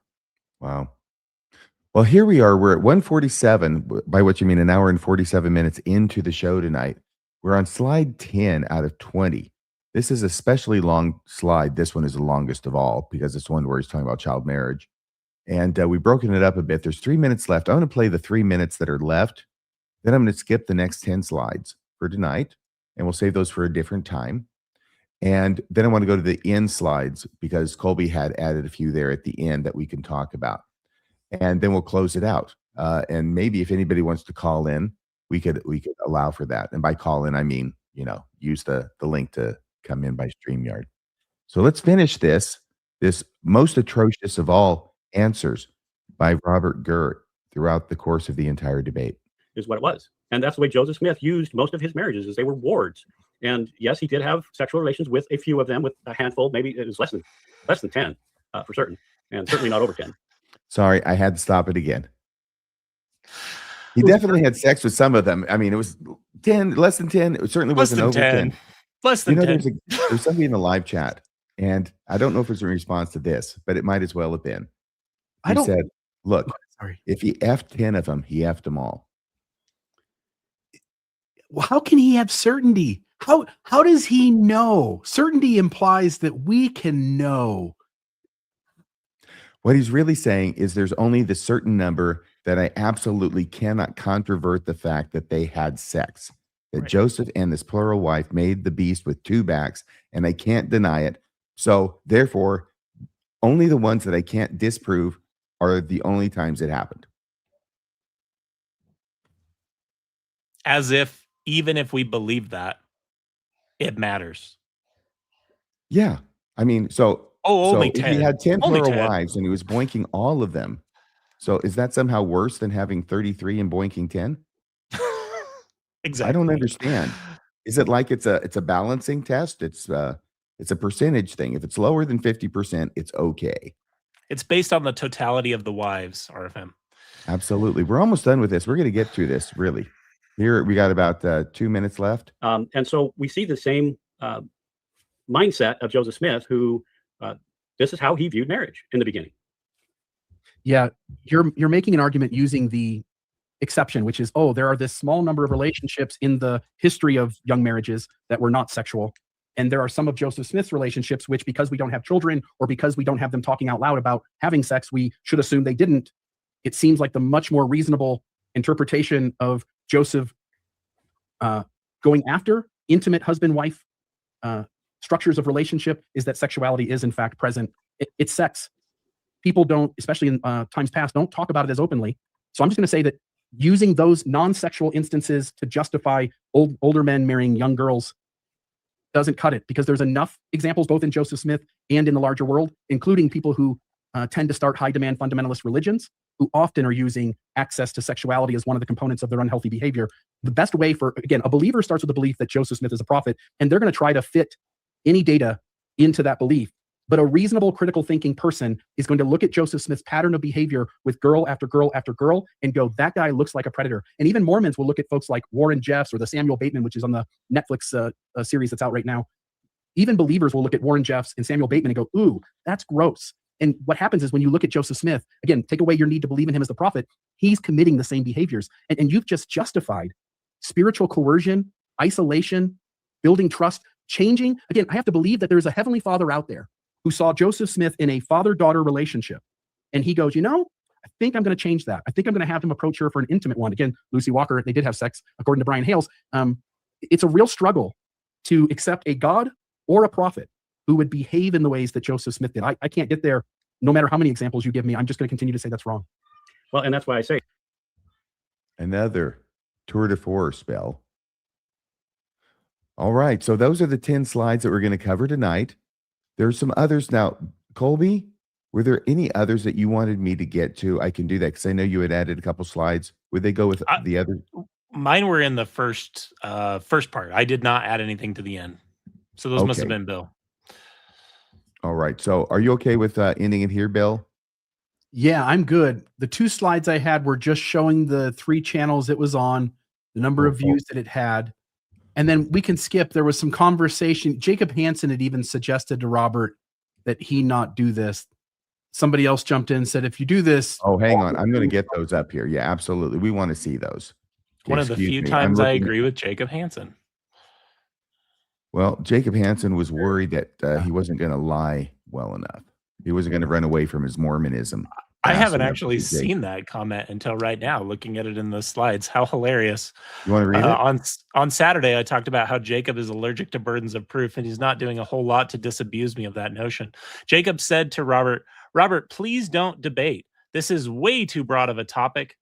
Way too broad of a topic being, is LDS theology true? So just keep in mind, folks, that's something that Jacob Hansen would not defend. That's too difficult to defend.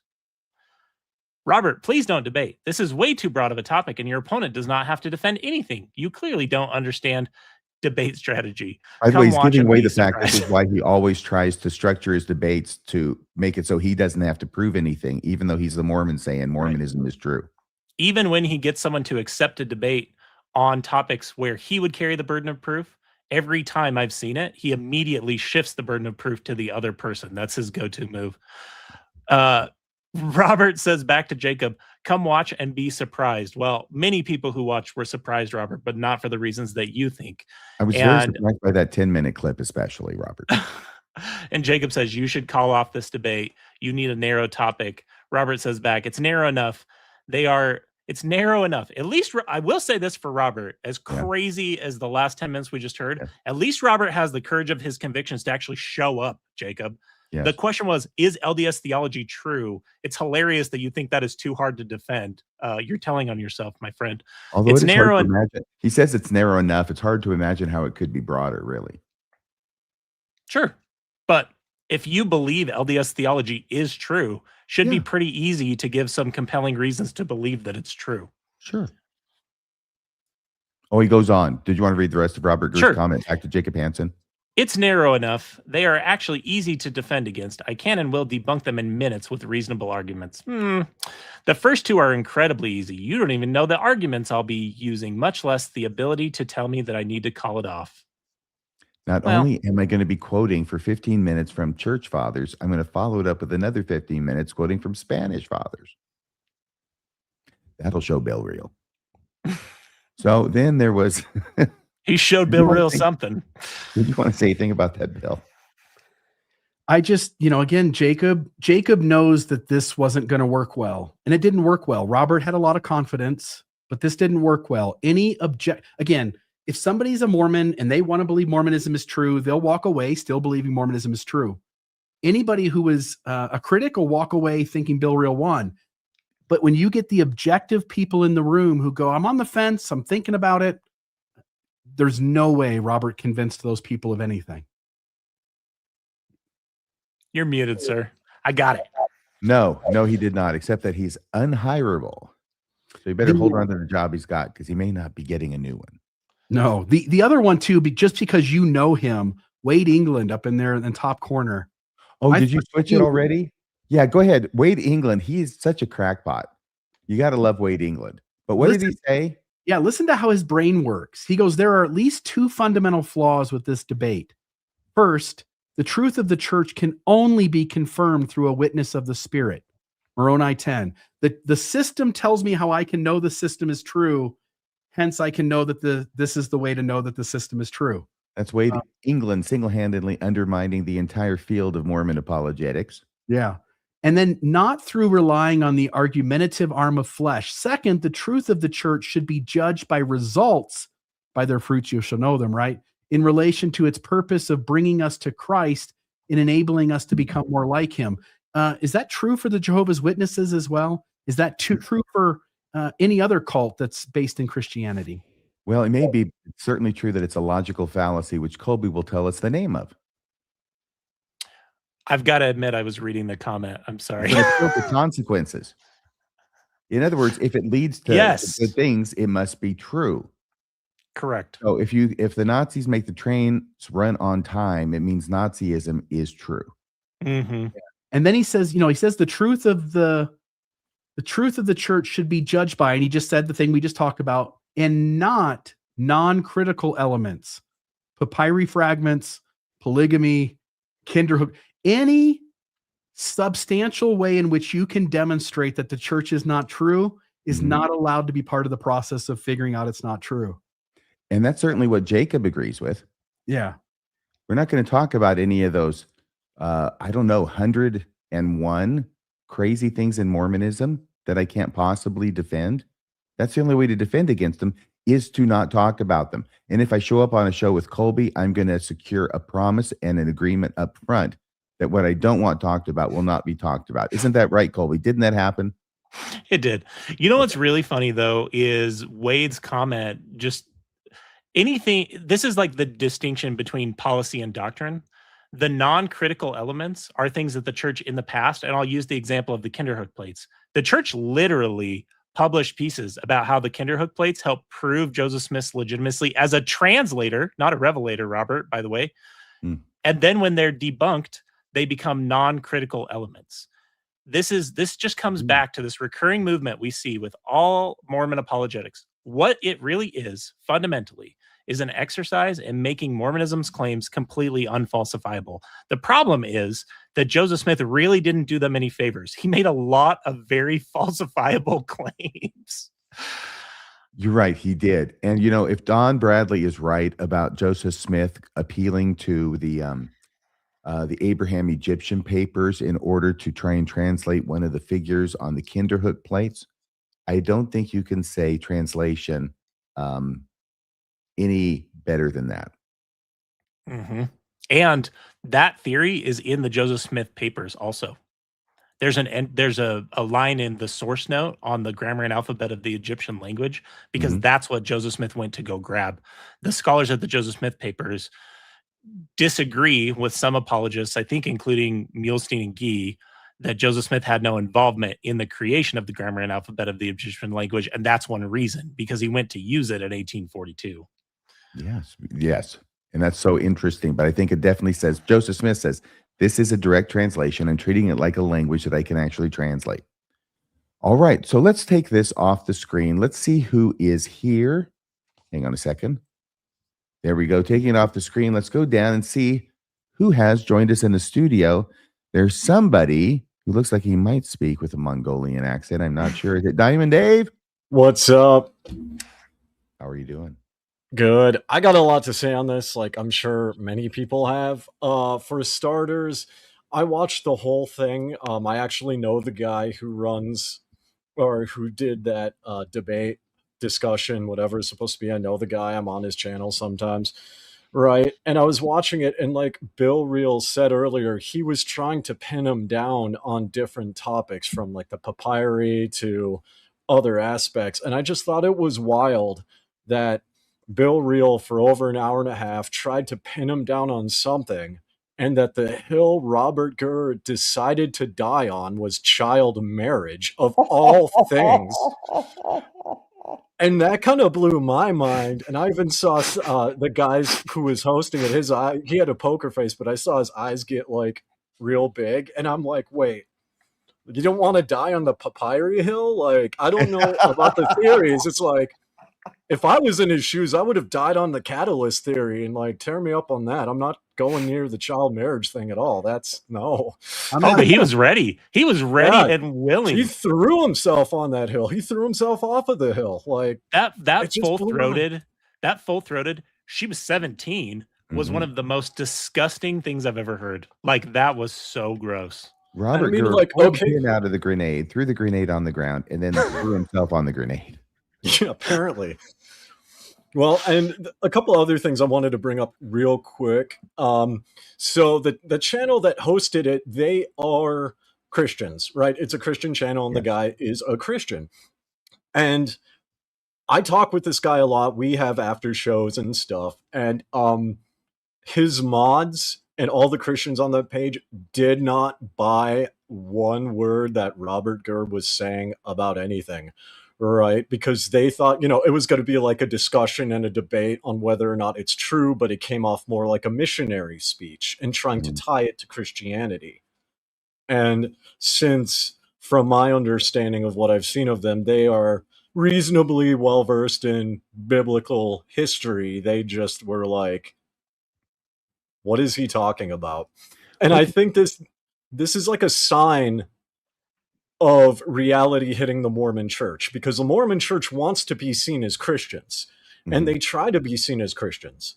But then when they get in Christian circles and have these discussions with Bill Reel, clearly we see that Christians do not consider them Christian and will never consider them Christian at all. And I thought that was like a really telling thing that Robert didn't seem to get a lot of like Bill's points, as was discussed, but it also he didn't seem to get why the Christians in the chat were dogging on him the whole time. He seemed confused by that. Got it. I didn't see that chat. Now, is that the chat over at Proverbs Guys Ministries? Yep. Yeah. Okay, I watched the one at Mormon Discussion, so I was seeing all of the Yeah. I wanted to bring that up and see, before I get to my final thing, I just wanted to see if you guys had any thoughts on that in general, where Mormons are trying to paint themselves as Christians. I don't think I think Jacob Hansen was right in this case. Robert Gurr should not have done it, because now, like, I would argue that Christians will look worse on Mormonism now. Yes, they will, much worse. Yeah. I'm not sure if they'll look worse than if Jacob had debated, because Jacob looks bad in a whole different way. But Jacob Hansen, this is your fault. This whole debate and the debacle of Robert Gurr at the hands of Bill Reel, which has been watched thousands and thousands of times and will be watched thousands and thousands more. It's all your fault because you were too chicken shit to debate Colby or me or anybody, and you just ran away and hid. So here comes Robert Gurr, bring forth This your is champion. the best the Mormon church can do. Robert is the best the Mormon church He can is. do. So this is all I on have you, Jacob. I have a thought on your question, Diamond Dave, and RFM and I talked about this on Saturday when we were talking about Jacob's debate. I think Mormonism will always struggle to be accepted by the wider Christian world because of what Joseph Smith puts into the mouth of Jesus Christ in his first vision. The whole idea of a restoration, of restoring something that was lost by the great apostasy, is fundamentally at odds with making nice with other Christians. They try and do it. They try and obfuscate, like Jacob did with the Baptist gal that he was talking with. They try and collapse the claims and then expand them when they need them. But it doesn't work. And it couldn't be more clear when Joseph Smith says that this is what Jesus told him, that all the creeds were an abomination in his sight, that all their professors were corrupt. All means all, unless you think that Jesus misspoke, which is its own mind-boggling hilarity. I just don't know how they can ever really walk away from that. Because I don't know how they can walk away from that, or the like Joseph Smith saying he's more famous than Jesus, more popular than Jesus. I don't remember his the actual exact quote was, "We're bigger than Jesus." I think Yeah, that's what and Joseph said. yeah, so like whatever that quote is, that immediately throws him out the window. I've done more than any man ever did, even more than Jesus, because Jesus couldn't hold a church together. The saints haven't left me yet. Something to that effect. Very good. Thank you. Yes. The saints haven't left me yet. No. Cool. Well, I wanted to share that. And then one final thing too, like that page, he wanted just somebody to like tip you off RFM because he likes you and he wants to like possibly do an interview. Who are we talking about who likes me? The Proverbs Guys Ministry is the guy that holds the debate because I he don't wants think to like know more about Mormonism. Isn't that the guy that you went on with, Bill? Yeah, that's the guy. The gentleman who He knows moderated. enough about Mormonism, and he doesn't like me enough to get me on his show. Just saying. What now? What? Isn't this the guy, Proverb Ministries guys, that you went on their show, and that's how you met up and did the debate? Wasn't that their show? Yeah, Proverbs Guys Ministries is headed up by a gentleman by the name of Stephen. He was in the chat earlier tonight, and he's the one who interviewed me and moderated the debate. Got it. So all I was saying is he doesn't like me enough to have me on the show. I don't think that's true. Yeah. I don't think that's true. Oh my gosh, I think it's true now. Well, yeah, I just wanted to bring up those points. It was a wild debate, Bill. I know we don't agree on many things when it comes to like worldview, but you just annihilated it with like common sense, right? I just wanted to say that like your responses were like common sense, and I was expecting more of like, I guess I was expecting more like a theological point because of like, is Mormonism true? So I'm expecting like deep theological thought. But Robert Gurr just threw out a bunch of random stuff, and then Bill was like, no, this is stupid, and here's why. And then it just shut down Robert, and then he changed the subject. I'm like, okay, this is how it's going to go. So I did commend both for having a respectful exchange for almost 3 full hours.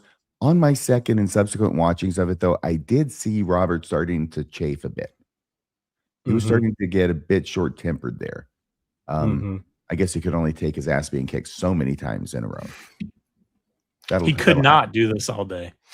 Well, that was it. I'm sure you guys got other callers, but thanks for having me on. That was a painful watch, but it was, I think, still very, very needed and very thought-provoking in the end. So, Dave, I thought you made a great point, noting that there's so many moments where he does not want to go into depth on an issue, and for some reason, sex with kids was the one he's like, that's the one. I'm gonna meet him right there at the line in the sand on this one. And he went hard too. It wasn't the standard Mormon. Well, it's kind of uncomfortable. We don't like to talk about it, but back in that time, or there wasn't this like build up. It was just like boom, yeah, I support it. I'm in it. And This is peer reviewed. It's an article. yeah, the energy behind it was really wild to me. And the research behind it. He did more research on that than any other question involved in the debate, which is mind-boggling. I like when Bill That's asked, he said, creepy. "Are you That's defending creepy. pedophilia?" The other thing I wanted to say about that particular part of the debate is for people who think that debates aren't worthwhile because they're just theatrics. So like Bill earlier, you talked about how they're a game, and you're absolutely right. They are mostly about theatrics, which is one of the reasons why I'm happy to oblige a debate request from certain individuals. Isn't actually my preference. I'd rather just have an actual conversation like with them, like you tried to do with Jacob in those series that you did together, Bill. But I will say this. Getting people to say the quiet parts out loud, whether it's in a discussion or a debate, has its own value. Like there are people who now understand like this aspect of Mormonism requires people to do these apologetics. And if you think that's not valuable, it is. Good point. Hey, Diamond Dave, thanks so much for coming on the show. We'll see you later, okay? Thank you. Yeah. Thank All you right, guys. bye-bye. We've also got DF. We got DF and DG on the show. What do you say we just dump both of them and go on? No, That's I'm mean. kidding. I'm kidding. DF. That was a joke. We'll just dump DG, okay? I'm used to your sense of humor by now, RFM. You're used So- to it, are you? Yeah, I Used to like it, it. I okay. like your sense of humor too. Okay. I don't know if Steve does. The guy from Proverbs Ministry. I caught that. Yeah, I understood what you were saying there. Yeah, he might not want to have you on as a guest. You're right about that. He might not know what he's getting himself into, I think. I just wanted to say, this debate is not the only one I watched in like the past week or two. There was also the Jacob Hansen discussion with that, I forget her name, but she's Reformed Ally Baptist. Beth Stuckey, and it wasn't Who really did a you- debate. Who did you say? Jacob Hansen. Oh, Jacob, yeah, short stack. Sorry, I gotta get my terminology you right guys. here. Short stack. That's what his mommy calls him. Yeah, Short stack, come on for dinner. but yeah, and she's Reformed Baptist, but he also just had a debate with another Reformed Baptist in James White. He had a formal debate with James White. did he And- defend Mormonism in that debate? It wasn't actually, I believe, if I remember, because parts of it kind of got blocked out of my brain. Honestly, it was very traumatic for me. But but I believe the debate was actually Calvinism that time, because the Reformed Baptist just Aw. basically that means Calvinist Baptist. It's Funny so that boring. he's got time to debate everything but Mormonism. Yeah. But one of the stipulations of the debate, I do remember this part. One of the stipulations of the debate was that Jacob Hansen had to debate Calvinism, but he had to do it from a Mormon point of view. And during the debate, that was agreed to ahead of time. And during the debate, Jacob Hansen kept trying to go back to the basic like Arminian Christian point of view rather than debating it from the Mormon point of view. But anyway, Whatever and helps him win, I guess. Yeah, James White kept Why calling didn't he him just out quote on from the that. Book of Mormon? What's that? Why didn't he just quote from the Book of Mormon? I mean, if you're going to argue it from the Mormon point of view, wouldn't you quote from Mormon scripture? Yeah, well, maybe he's actually smart enough to realize that no one would actually find that authoritative. Well, no. And then he says, well, so why did you want me to argue it from a Mormon point of view, James White? Well, because then he can't run to something that is more general to basic Christianity. He has to say, this is what's wrong with the Calvinist point of view, but he can't hide behind when Mormon scripture says that the Mormon God did the same thing in some places. Okay. So, I can't believe but Calvinism is really that popular. I hate Calvinism. You're I'm just going surprised to that be people honest. believe that God picked and chose a random, or from our perspective, random who gets saved. Yeah, who wouldn't want to believe in that? It's a ridiculous belief, but the reason that people believe it who are intelligent, like Ali Beth Stuckey, I think she's very intelligent. I'm sure James White is a smart guy too, and other Calvinists.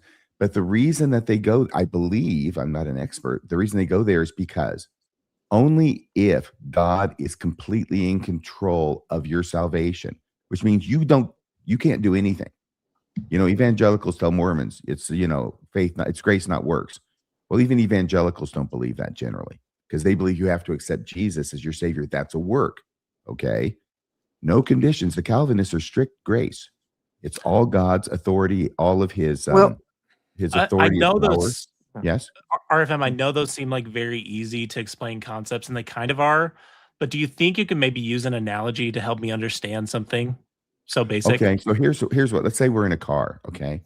And we got a bunch of people in the car and we're just, we're young, we're teenagers. We're a bunch of dumb ass kids. We're out drinking and driving and getting too near the cliff. But, and we're heading toward the cliff all of a sudden, we're heading toward the cliff and we can't stop because there's no brake, I guess. And we can't stop ourselves. And no matter what's going to happen, we're going to go off this cliff. And guess what happens? Jesus shows up. Jesus shows up in a shuttlecraft. It could be a helicopter. That's too obvious. But he shows up in a shuttlecraft with Captain Kirk. And he reaches out his hand and says, "Take my hand. And if you take my hand in the right grip, then I will save you from the car." And that's really Mormonism. He didn't add the grip part. I just did that. He says, "Come with me if you want to live eternally." Get to the chopper. But so from the Calvinist point of view, Jesus has already decided which ones he's going to pick. He's just going to take him. Everybody else, you go off the cliff. And you got to believe something. yeah. But any degree to which you don't believe in Calvinism and predestinationism, which goes along with Calvinism, that God's predetermined everybody, all the actions, everything that's playing out here, God figured this out and planned it before the earth was created, together with who gets saved and who gets damned, no matter what you do. Because if it were based on what you do, then God's would not be completely sovereign and his grace would not be total.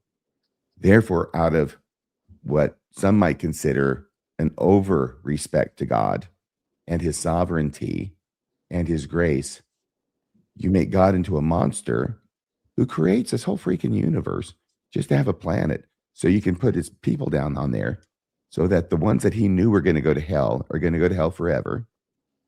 And the ones he knew will go to heaven forever.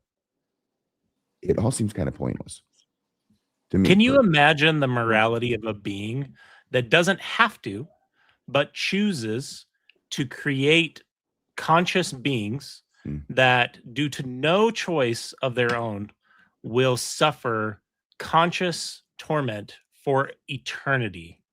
That is a mind-boggling. Like, the fact that many people believe this and it doesn't affect how they treat other people in their life, so they claim, is mind-boggling to me when I understood like what Calvinists believe in discussion with my Calvinist friends who were excited to grab me after Mormonism and say, "We are so excited to teach you about the true version of Jesus." Oh my Lord. Can I add to that? So in Calvinist doctrine, you will only actually believe the gospel and accept, and be saved and all that. All that will only happen to you if God irresistibly causes you to do it. So even like explaining Calvinism, or believing Calvinism, which some would say is a requirement, others might say it's not a requirement. But just believing the basic gospel or being saved or anything, that God has to irresistibly cause you to do it. In fact, God irresistibly causes every thought that you think in your head. Even when you're arguing against Calvinism, God irresistibly causes you to argue against Calvinism. Really, if you understand what Calvinism is actually about and what it actually teaches. So, if you accept Calvinism, it's only because God irresistibly caused you to do it. If you're saved, God irresistibly caused you to become a Christian. So they can explain Calvinism to you all they want, but God will either irresistibly cause you to accept or reject the gospel. So, and he's already decided in eternity past who he's going to save and not save. So it's all done. Mhm. You can't convince anyone to be a Calvinist. No, it's all pointless, really. Yeah. God's going to have to be So, a little bit more irresistible with me to get me to believe Calvinism, I think. yes. Hey, DF, we got to let you go. Yeah. Hopefully you'll show up on Friday, okay, on Mormonism After Dark. I'll try. Thanks I for work calling in. Fridays now, but yeah. Oh, that's right. Well, maybe you can pull over to the side of the road All right. if you have the chance like you did last time. You hang in there, okay? All Nice right. to meet you. Bye-bye. And last but least, it's DG in West Texas. How are you doing? Much better now. Thanks for asking. Are you parting your hair in the middle? I'm trying. It's I'm thinking maybe you shouldn't do that. although Look at the Bill's gray, hair. Look, I gray. think you should do a Bill reel. I What don't do you have do the that makes veins your hair for it. look like that, Bill? Help DG out. Yeah, just get out of the shower and comb it forward. Just just rocking it. I'm more of a Dapper Dan man myself. Looks like we're in a fix. We're in a tight spot. Certified or bona fide. Bona fide. That's what it was. Bonafide. He's bonafide. So I'm sorry I got in late. I had other commitments today, but so this was my portrait of RFM from last week's Mad, complete with his blue bow tie. And then I was watching. Can you send that to me for science, DG? Give me the I'll link, and I expect a will. ransom letter in the mail. But wait, there's more. So I was watching Colby and RFM's coverage of the great Jacob Hansen debate, and I thought, I've got to try my hand at this. So here's Colby. Hell yeah. I need that one, not for science, for pleasure. That's really pretty good. You have a talent for that. Yeah, I don't know. I could pick that man It's out of not a lineup. God-given, that's for sure. And then Thank you for omitting the gray streaks in the beard. I really appreciate that. I worked hard on the flannel. I'm not sure if that really comes out too well or not, but I was really working hard on the flannel there. It's glorious. And then for those with weak constitutions, please avert your eyes, because I thought, I've got to try Jacob. I've got to try to do Jacob. So here's my rendition of Jacob. Oh my gosh. The eyes are not sad enough. The eyes have to be sadder? Yeah. Those are the saddest eyes I've ever seen. The only thing I didn't get very well was his comb over. I was trying to really get that, but he's got so many lines in his anyway. But I just that wanted one to I say, definitely need for science. He's a man of many worries. He's like that song Sad Eyes. anyway, I don't think there was any sort of a debate. I think Bill brought the goods, and I understand, Bill, y'all actually had a list of pre-approved topics or things y'all were going to talk about beforehand, but it seemed like your list and his list didn't even match. No, it was weird. The when it first started, I had expressed that, look, this has to be about figuring out if Mormonism is true or not. So as the critic, I'd like to bring these topics forward. I think these are the best topics for me to explain to an audience that Mormonism doesn't hold up, and to be able to walk Robert into questions that he would not be able to answer in a way that would be satisfying. Yeah. And Robert was like, well, I want to talk about my things too. I've got these ideas I want to talk about. I thought you'd share a thing and I'd share a thing. And when he did that, he also picked three things that had nothing to do with my three things.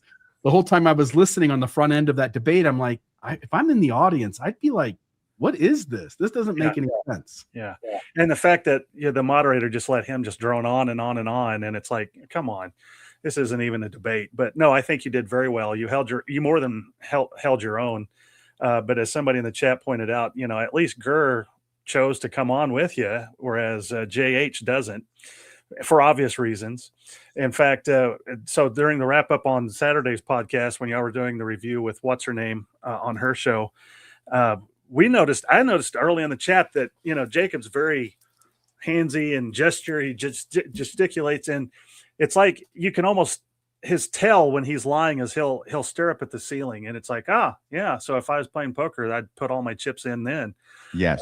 Because That's when he he's knows lying. he has to be very careful in how he words something in order to avoid telling the truth. Yeah, his speech got a lot slower, and his giveaway was he would stare at the. But anyway, it was just hilarious.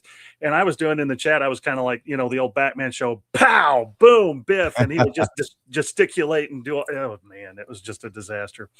But anyway, much like DH, I've got other commitments on Mondays and Wednesdays, so I'm always having to do catch up. But I should be with y'all on Friday, and we miss you, Bill. We really do miss you on Friday's show. But it's good to see you here, and you're doing good work as well.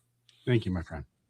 But yeah, Colby, somehow we need to get in touch, and I'll forward you my trifecta of RFM, Colby, and I was thinking, I should try to do Rebecca, but I don't think I can do her justice, and I certainly couldn't do Bill Rill any justice, with my courtroom sketching ability or gift. I bet you could.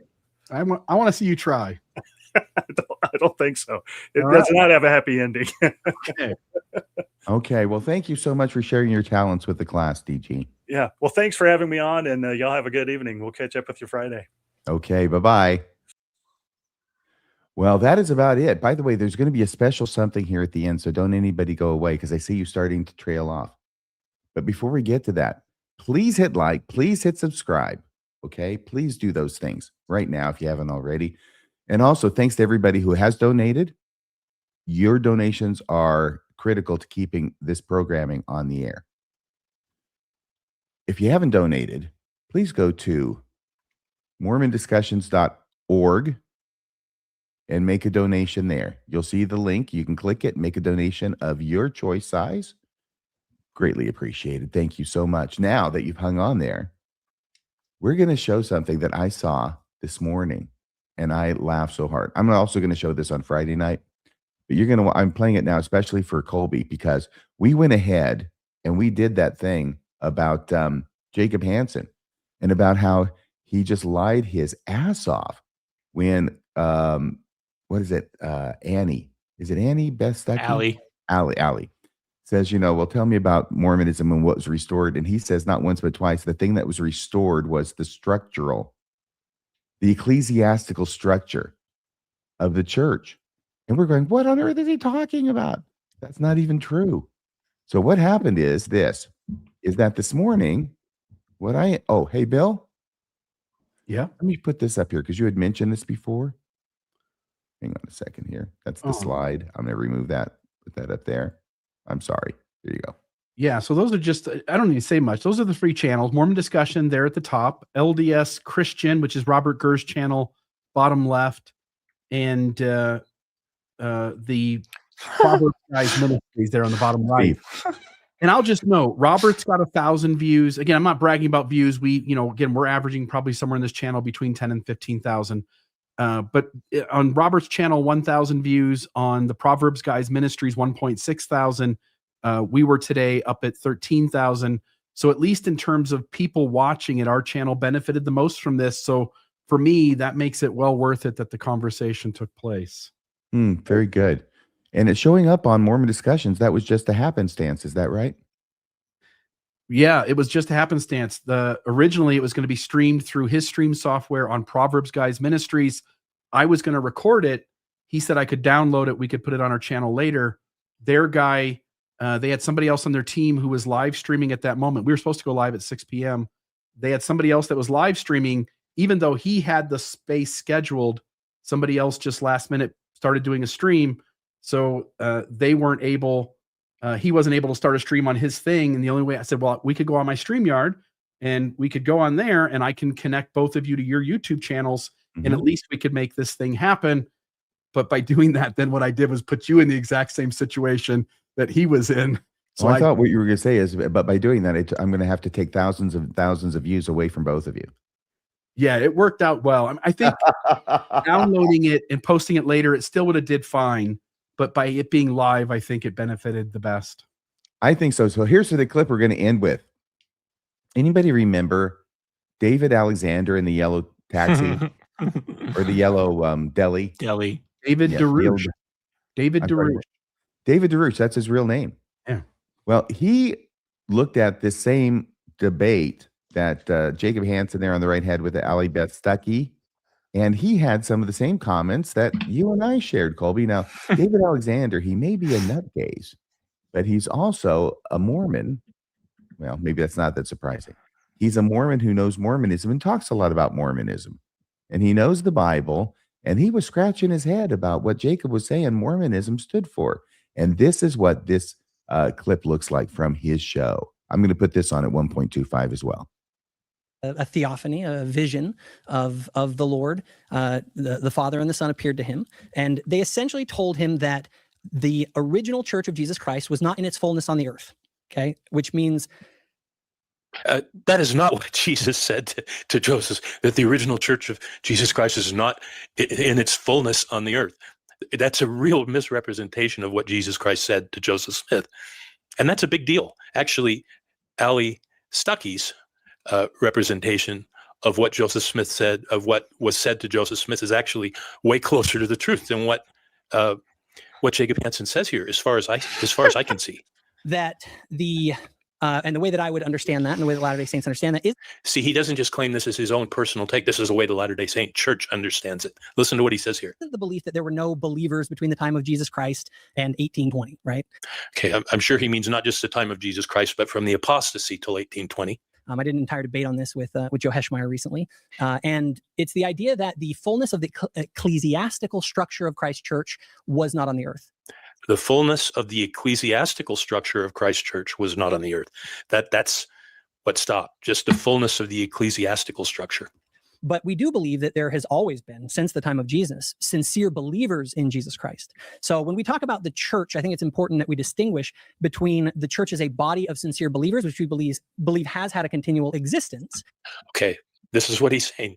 We believe, even after the apostasy, that the church, which is a body of sincere believers, has had a continual existence since the apostasy. And I'm like, what? What? I don't get it.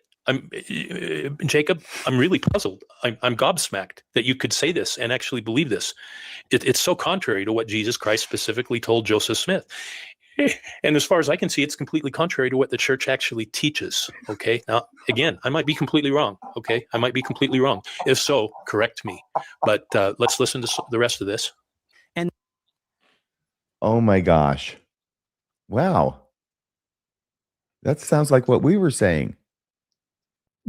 Yeah. When you told me that David Alexander was agreeing with us, my immediate response was, well, then that makes me want to change my mind because that guy is crazy. But he actually is 100% right in that clip. Like in our episode, we read the version that's in Joseph Smith history, and David's absolutely right. Jacob was not fully representing what's in there, which is ironic given how much he talked about fullness in that episode. Only one of those two people is taking Mormonism seriously. Yellow Deli 1, Jacob Hansen 0. And with that, we're going to end for tonight. Colby, thanks so much for joining us. Please join me on Friday night at 8 o'clock p.m. Mountain Time for Mormonism After Dark. And again on Saturday evening for Radio Free Mormon. Monday comes around 6 o'clock p.m. Mountain Time for the Mormon Newscast. And then again next Wednesday for another wonderful episode of Mormonism Live. Thanks everybody for joining us. Until next time, good night, everybody.